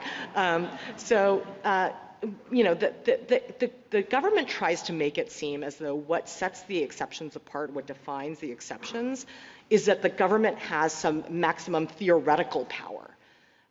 The government could have exercised plenary regulatory power over the tribes, and therefore that's the same situation as a foreign national in the United States. But that's actually not true, because remember, if there's always this background notion, whatever the parameters of the relationship between the United States government and tribal nations at that time of ratification, there was this constitutionally distinct status of the tribes and tribal members, setting them excluding from apportionment, which was renewed in the 14th Amendment. And that's not true of foreign nationals. If the government were right that the question is what's the maximum theoretical power the government has, there'd be no ambassador exception, because of course the United States could decide in some instance to go ahead and prosecute an ambassador. There would be inter-sovereign comity considerations there. That's how you define the exceptions. And as Wong Kim Ark says, Elk versus Wilkins has no bearing on the question of foreign nationals. Ms. Wang, on the earlier answer you gave to Justice Gorsuch on the temporary sojourners cases, those were distinct cases, correct, where the parents had come to the U.S. and didn't want to give citizenship to their kids, took them out immediately, correct? I'm sorry, Justice Sotomayor, I'm not sure which cases you're referring to. All right, that we can look at. Okay. Ms. Wang, would you agree that the citizenship test in the 14th Amendment is the same as the test in the 1866 Civil Rights Act? So the words are obviously different. What Wong Kim Ark tells us and what the debates tell us is that the framers, it was the same Congress, obviously, framing both. Congress was trying to do the same thing with both the 1866 Act and with the 14th Amendment. They wanted to capture the common law exceptions and the Indian tribal exception. They started out with the two separate phrases, not subject to any foreign power, plus excluding Indians not taxed. And as Justice Gray described it in his majority opinion in Wong Kim Ark, they decided to switch to the affirmative phrase, subject to the jurisdiction. Yeah, well, do they mean the same thing? And wouldn't it be very odd if the citizenship test in the 14th Amendment were broader than the citizenship test in the 1866 Civil Rights Act, particularly in the light of the fact that the 1866 Civil Rights Act was reenacted after the adoption of the 14th Amendment and remained in place until 1940? Sure. The framers were trying to do the same thing with the language in both. Okay, so then I think we can turn to the language of the 1866 Civil Rights Act because it's more straightforward. Subject to the jurisdiction thereof is like the puzzle wrapped in an enigma, wrapped in a mystery. But not subject to any foreign power is pretty straightforward. So let me give you these examples. A boy is born here to an Iranian father who has entered the country illegally. That boy is automatically an Iranian national at birth, and he has a duty to provide military service to the Iranian government. Is he not subject to any foreign power? Not within the meaning of the 1866 Act, Justice Alito. And that's clear from Wong Kim Ark, and it's clear from the debates. What the framers meant by the phrase not subject to any foreign power was referring to the ambassador exception. If it meant what the government contends, basically not a subject of any foreign power, that another country considers you a jus sanguinis citizen, then lawful permanent residents, all foreign nationals. Well, ordinary public meaning of that would certainly encompass that boy, would it not? Justice Alito, if you think that the language of the 1866 Act was ambiguous, as Wong Kim Ark says, the shift to the language of the 14th Amendment, which is the operative text, certainly clears up any ambiguity. What I said about a boy born to an Iranian father is true of children born here to parents who are nationals of other countries. If I'm correct, it's true to a child who's born here to Russian parents. It's true to a child who's born here to Mexican parents. They're automatically citizens or nationals of those countries and have a duty of military service. It sure seems like that makes them subject to a foreign power. But again, Justice Alito, that would have meant that the children of Irish, Italian, and other immigrants, which Wong Kim Ark refers to and the framers refer to, would not have been citizens either. Because if the only test is whether that US-born child is considered a citizen by another country under their jus sanguinis laws, then no foreign nationals' children would be included in all of those cases, the parents could be naturalized, and then the children would be derivatively naturalized when the parents were naturalized. Wong Kim Ark, I'm sorry, the red light is on. Wong Kim Ark has a passage explaining how this court should treat dicta. And it quotes something that John Marshall said. It is well, this is quoting from Wong Kim Ark, it is well to bear in mind the oft-quoted words of Chief Justice Marshall, it is a maxim not to be disregarded, that general expressions in every opinion are to be taken in connection with the case in which those expressions are used. If they go beyond the case, they may be respected, but ought not to control the judgment in a subsequent suit when the very point is presented for a decision. So does that fall within the, what's good for the goose is good for the gander rule? That's how Wong Kim Ark treats what was said in the slaughterhouse cases. Should we apply that same rule to Wong Kim Ark itself? Wong Kim Ark tells you what to make of the slaughterhouse dicta. It was dicta. The issue of citizenship was not at play in slaughterhouse. And in contrast, the parts of the holding, the parts of the decision that I alluded to are the controlling rule of decision. Again, we look to the English common law in construing the 14th Amendment. Thank you, counsel. Justice Thomas? Anything further, Justice Alito? Well, just a couple more questions. So if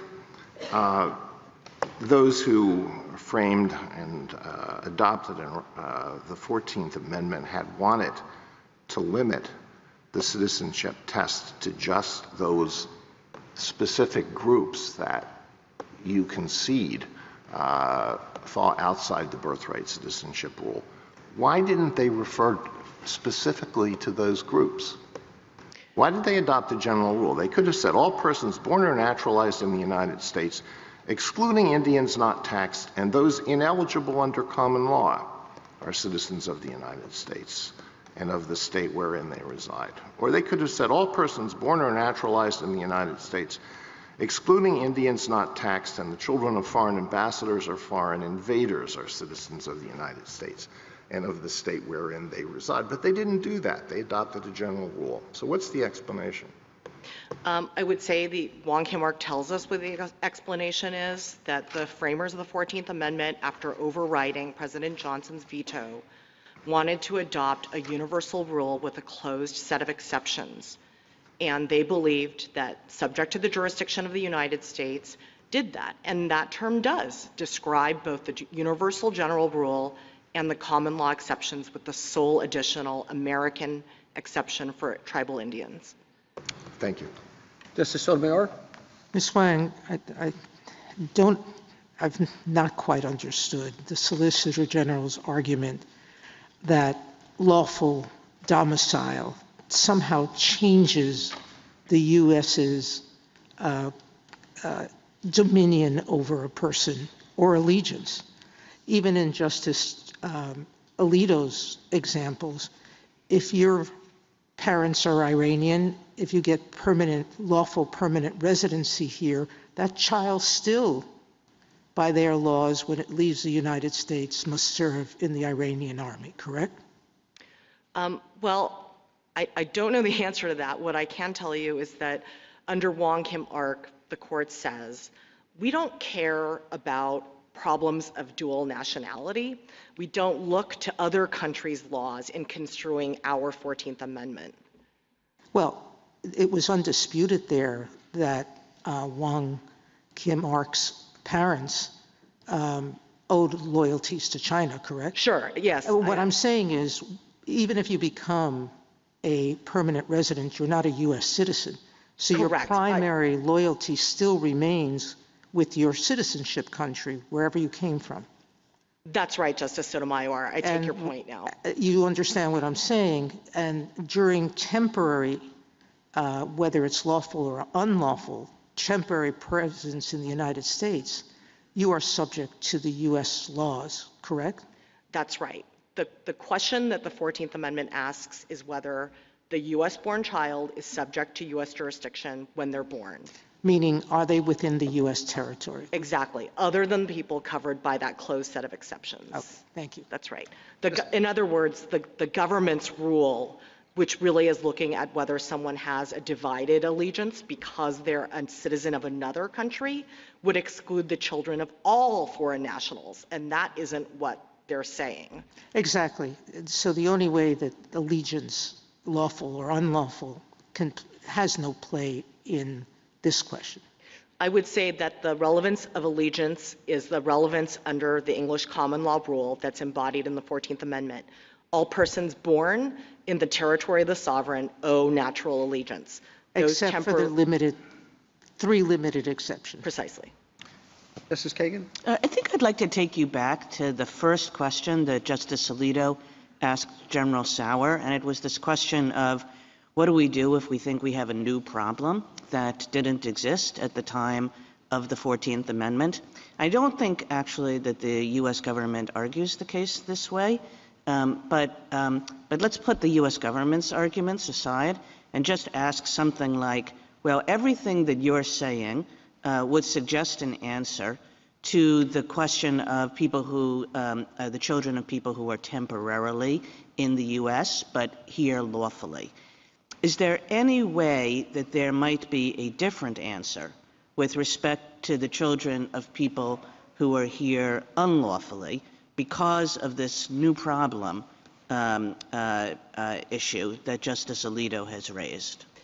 No, there is no difference. And of course, the government's arguments as to people who are unauthorized immigrants in this country all runs through and hinges on their domicile requirement. The first thing I would say in response is that, once again, it's crystal clear from Wong Kim Ark and from the debates that the framers of the 14th Amendment meant to have a universal common law rule of citizenship subject to a closed set of exceptions. And we can't take the current administration's policy considerations into account to try to re-engineer and radically reinterpret the original meaning of the 14th Amendment. The second point I would make is that, in fact, the framers did consider the concept and the actual problems of immigration that were coming up at that time. In addition to this, notable exchange between Senator Cowan and Senator Conness, where Cowan says, if we have this citizenship clause as part of the Constitution, we are going to encourage these gypsies, what he called gypsies, Roma, in Pennsylvania, whom he characterized as invaders, trespassers, and lawbreakers, will encourage them to come into our country because their children will be citizens. He says, Senator Conness, in your state of California, you will be facing a mass flood of Chinese immigration if we adopt the citizenship rule. And Senator Conness, himself an Irish immigrant, says, yes, and I am voting for that because I believe in citizenship by virtue of birth without regard to parentage. And the third point I would make is a historical one, which is that recall that at the time the framers are thinking about birthright citizenship, there had just been 15 or 20 years of unprecedented immigration from Ireland. The Know Nothing Party was dominant in the 1850s, just a decade earlier. And they were vehemently opposed to Irish immigration. They believed Irish Catholic immigrants were unassimilable and could never become Americans. But even the Know Nothing Party, members of Congress, believed that the children born in the United States to those Irish immigrants were citizens like anyone else.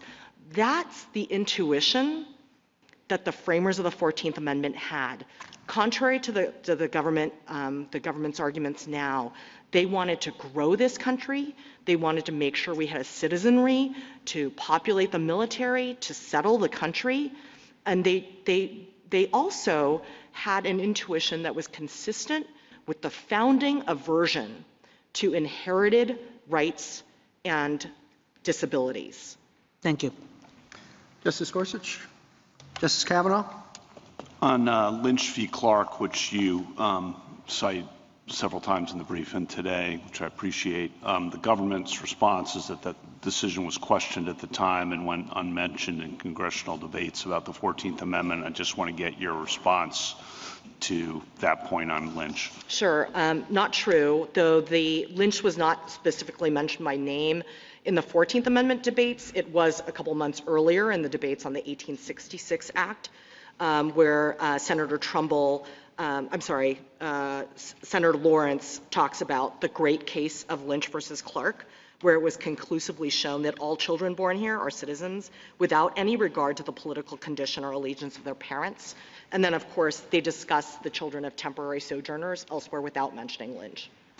Just want to isolate a point that you've mentioned, which is if the 14th Amendment used the phrase not subject to any foreign power to give a much tougher argument, and then earlier I think you indicated that that's what they meant, even though they didn't say it.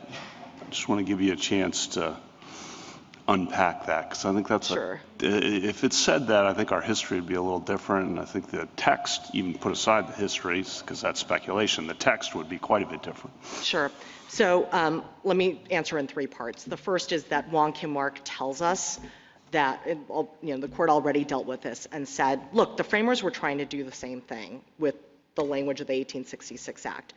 To the extent you think that the language is ambiguous or not as good, let's look at the operative text subject to the jurisdiction thereof. The second point I would make is that it's clear from the debates that the framers, in using the phrase not subject to any foreign power, were thinking about ambassadors. And I believe that Senator Wade at one point says, well, I wanted to start with the phrase, all persons born in the United States are U.S. citizens. But then I thought, oh, wait, we have these temporary visitors. In fact, the government points to this quote. He says, so there are these temporary visitors we can't make and we can't make their children citizens. That's ambassadors, and that's very clear from that. So if that had been the text, your argument would be that was understood to be narrower than its text would read. Yes. But that's not the text, so I guess we don't need to deal with that. Sure, and that brings me to my third point, which is you can't read not subject to any foreign power the way the government urges you to without making the children of all foreign nationals non-citizens, and that's clearly not what the framers were doing. Justice Alito and Justice Kagan raised an interpretive question that I think is important, which is, are the exceptions, you've used the word closed many times, frozen, or do we reason by analogy to the exceptions that existed based on things that were unforeseen at the time? This comes up in the Second Amendment now, comes up in free speech law, and how do we think about whether it's possible that there could be an additional exception based on modern circumstances, reasoning by analogy to the exceptions that exist. I'm thinking in particular about the non-citizens unlawfully in the country, not the temporary part, but the non-citizens unlawfully in the country. Sure. Could you reason by analogy? You've used the phrase several times, I think, the fiction of extraterritoriality, and could that apply, and if not, why not? Sure. So here, I agree with Professor Whittington, who says that the government's position here is not positing a new application of the rule, but a challenge to the rule itself. And I think that's right. We know that the 14th Amendment's rule does provide for a universal rule with a set of closed exceptions. Wong Kim Ark says so at least twice. It says in an earlier passage that the framers were not trying to introduce any new exceptions. To the contrary, they were trying to foreclose any caste-creating exceptions like the court had created in Dred Scott. The second reason we know this is that the debates themselves had the framers saying, number one, we are declaring what is already the law in this country, at least for white Americans, and we are putting any further exceptions to birthright citizenship outside the reach of any future Congress. They were very concerned about that. That's the whole impetus for the Citizenship Clause. And the third thing I would say is that that it would be contrary to the central purpose of the 14th Amendment Citizenship Clause to admit new exceptions. For all those reasons, the entire history of the Citizenship Clause is driven by the notion that we don't want to have any other exceptions. And then relatedly, just a separation of powers point, but get your answer. I understand your point about the executive order, but Congress's authority under Section 5 of the 14th Amendment, I guess the answer you just gave means they don't have any authority to look at this, even if they passed it 435-0 in the House and 100-0 in the Senate and said, we're carving out a new, by analogy to the existing categories, a new exception. Your point is, no, they're closed, they're frozen forever.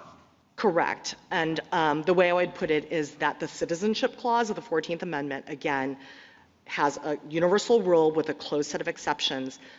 It sets a floor. So the Congress has, under the Naturalization Clause, the power to expand citizenship to other people not covered by the 14th Amendment, and obviously they have in many ways, but they can't go below that floor that the Constitution sets. I think Mr. Sauer acknowledged that, and you mentioned this in your opening, that if we agree with you on how to read Wong Kim Ark, then you win.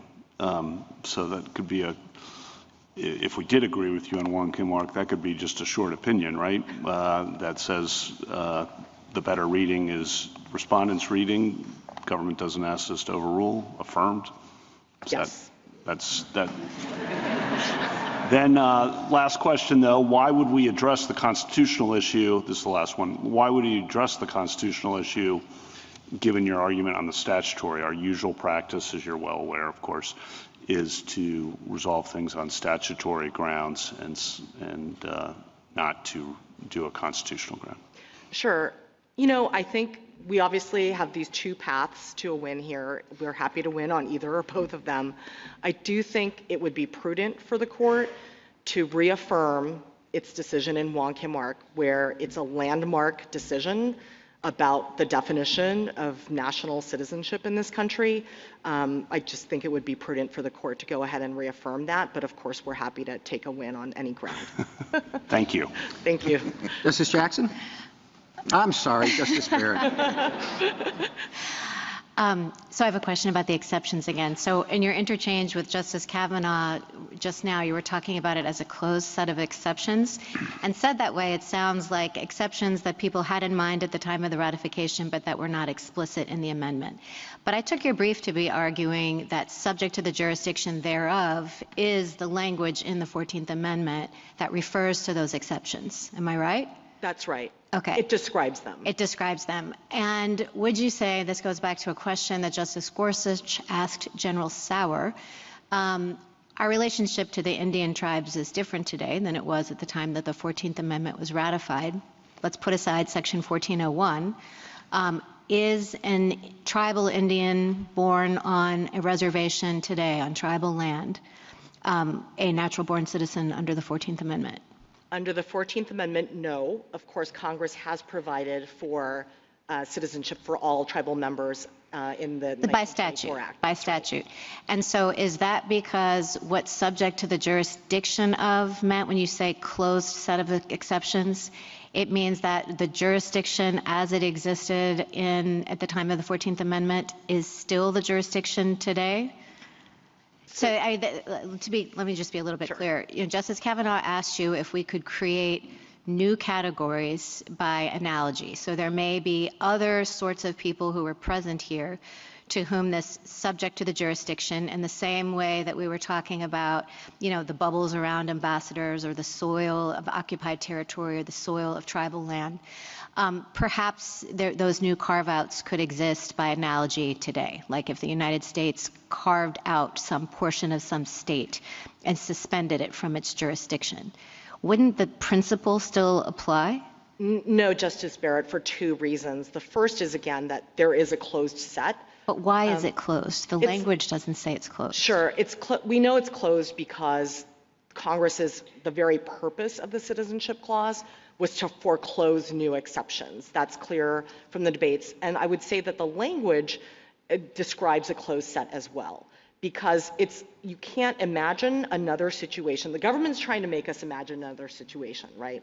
They say, look, what if Congress, in order to do an end run, in order to change the meaning of the 14th Amendment as to unauthorized immigrants' children, Congress can say, we are not going to exercise jurisdiction. Well, not quite, because it's redefining jurisdiction. It's not quite analogous, right? Because the government's domicile theory is a little bit different than the jus soli theory, right? Sure, that's right. Yeah. I'm just saying that in the second step of their argument as to undocumented immigrants, where they have to get around the fact that undocumented immigrants, by and large, are domiciled in the United States, they're trying to say, look, we're gonna manipulate the law either to define domicile or to carve out, to say, just wave a magic wand and say these babies are not subject to the jurisdiction of the United States. There's still a missing factor under that original meaning of the 14th Amendment, and that's that there is another sovereign who can exercise jurisdiction over this person, even though they're in the United States. And this gets me back to a question you asked Justice Alito. The difference between an ordinary non-ambassador foreign national and everyone who's subject to one of those jurisdictions is that even if you take the government's argument and say a foreign national is subject to their country of nationality's jurisdiction in the United States, it's actually not true.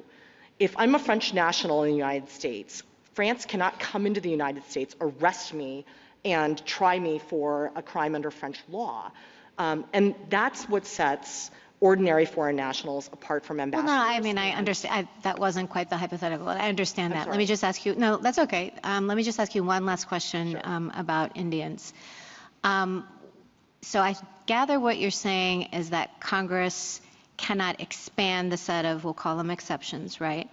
But you're saying it can't contract them either, and that was the Indian example. So what if, again, putting aside Section 1401, what if our relationship with tribal Indians has changed so much that we would say, no, Indians really are fully subject to the jurisdiction of the United States in the way any other, natural-born citizen is? You're saying that that doesn't change the constitutional status of Indian citizenship. Let me be clear. What I'm saying is that the meaning of the 14th Amendment is we have to go with the original public meaning. And obviously at the very time that the framers were, thinking about the 14th Amendment, at the time of ratification, that relationship between the United States and tribal nations was in flux, right? The government has made various arguments about Congress's authority, but the way the framers thought about it and the way that Wong Kim Ark describes it is that there was a unique constitutional status, unlike any other relationship between sovereigns in all the world, between the United States and the Indian tribes. And that is what gave rise to the pre-existing exclusion of Indian tribal members from U.S. citizenship, and that's what the 14th Amendment captures. Justice Jackson? So I want to understand how you are responding to the government's argument that because temporary visitors and undocumented immigrants are still governed by their home countries, and in the government's take on this, you can't have you can have allegiance to two different sovereigns. Those groups can't have the requisite allegiance to be subject to the United States for the purpose of the 14th Amendment. That's what I hear the government saying, but I do think that that seems to rest on a different understanding of allegiance than what was in the English common law, and that when we understand what the English common law thought about allegiance, you can see that you can have allegiance to two different sovereigns at the same time. This kind of goes back to Justice Alito's questions. I mean, I was thinking about this, and I think there are various sources that say this, that you obviously have permanent allegiance based on being born in whatever country you're from. That's what everybody recognizes. But you also have local allegiance when you are on the soil of this other sovereign. And I was thinking, I, a U.S. citizen, am visiting Japan. And what it means is that, if I steal someone's wallet in Japan, the Japanese authorities can arrest me and prosecute me. It's allegiance, meaning can they control you as a matter of law. I can also rely on them if my wallet is stolen to, under Japanese law, go and prosecute the person who has stolen it. So there's this relationship based on, even though I'm a temporary traveler, I'm just on vacation in Japan, I'm still locally owing allegiance in that sense. Is that the right way to think about it? And if so, doesn't that explain why both temporary residents and undocumented people would have that kind of quote unquote allegiance just by virtue of being in the United States? That's absolutely right, Justice Jackson, and that comports with the plain text of the 14th Amendment as it applies to everyone born in the United States other than those subject to the exceptions that were baked in, a close set. You owe natural allegiance as a U.S.-born citizen. If you want to look at the parents of those people, and let's say the parents are foreign nationals but not ambassadors, the parents owe temporary allegiance. Right, so the under babies English get common the law. permanent allegiance piece of this, and the parents get the local allegiance piece of this. So to the extent we're looking for allegiance, we have it. That's right. Thank you. Thank you, counsel. Rebuttal, General Sauer?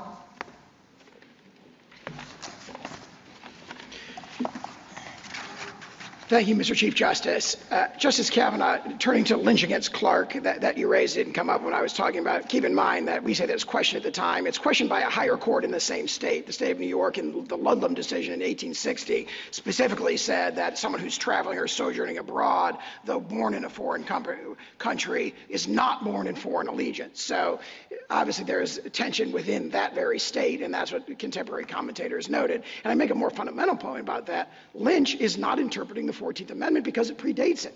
So it's not looking at the language of the 14th Amendment. It's looking at, what does the word citizen mean, for example, in the clause. So there's an anachronism to their reliance on it. And I think that turns to a point that Justice Alito emphasized. Once you get to that language of the 1866 Civil Rights Act, where Congress said not subject to any foreign power, clearly, we are no longer dealing with the British conception of allegiance, because Calvin's case and Blackstone say whether you're subject to another foreign power is irrelevant to whether or not you become a citizen. So again, the concession that I heard to be made that those two mean the same thing, which this court held in General Building Contractors, that the Civil Rights Act has the same scope as the Citizenship Clause of the 14th Amendment. Once you're saying not subject to any foreign power, Congress has clearly departed from the common law, the British conception of allegiance, that monarchical conception of allegiance. They have adopted the Republican conception of allegiance, and there's all kinds of evidence going back to the late 1700s that that's the way they thought about it. And there was a reference, I think, in my friend's presentation about the Marshall Woodworth treatise from the late 1890s. That treatise also, just like Lynch against Clark, the language they quote is actually describing the case or the law, the status of the law before the adoption of the 14th Amendment. So, but if you actually look at the treatises we cite again, I mean, Wharton, Morse, Justice Samuel Miller of this court, Lesser, Black, Hall, Winchester, Taylor, Westlake, Ballot, there's this consensus going from the time of the 14th Amendment onward, when they're looking at the specific question of temporarily present individuals in the jurisdiction, all all those sources say their children are not citizens. And that goes both before and after Wong Kim Ark. You see a similar consensus actually in the congressional debates, where whenever it comes up, temporary sojourners, it's understood, the context indicates it's clearly understood that those children are not citizens. And I would therefore finish where I began with drawing a stark contrast and turn back to the first question that Justice Thomas acted. That Republican Congress in 1866 had a very, very clear understanding that the children of the newly freed slaves have the requisite allegiance to the United States. This was all about overruling the grave injustice of Dred Scott and making sure that allegiance was granted to the children of slaves. However, you have this contrast of a very, very strong, impressive consensus, both in the original understanding, in the congressional debates, and carrying over into commentators for 50 years afterwards, that the children of temporary sojourners are not covered. And for those reasons, we ask the court to reverse. Thank you, counsel. General, the case is submitted.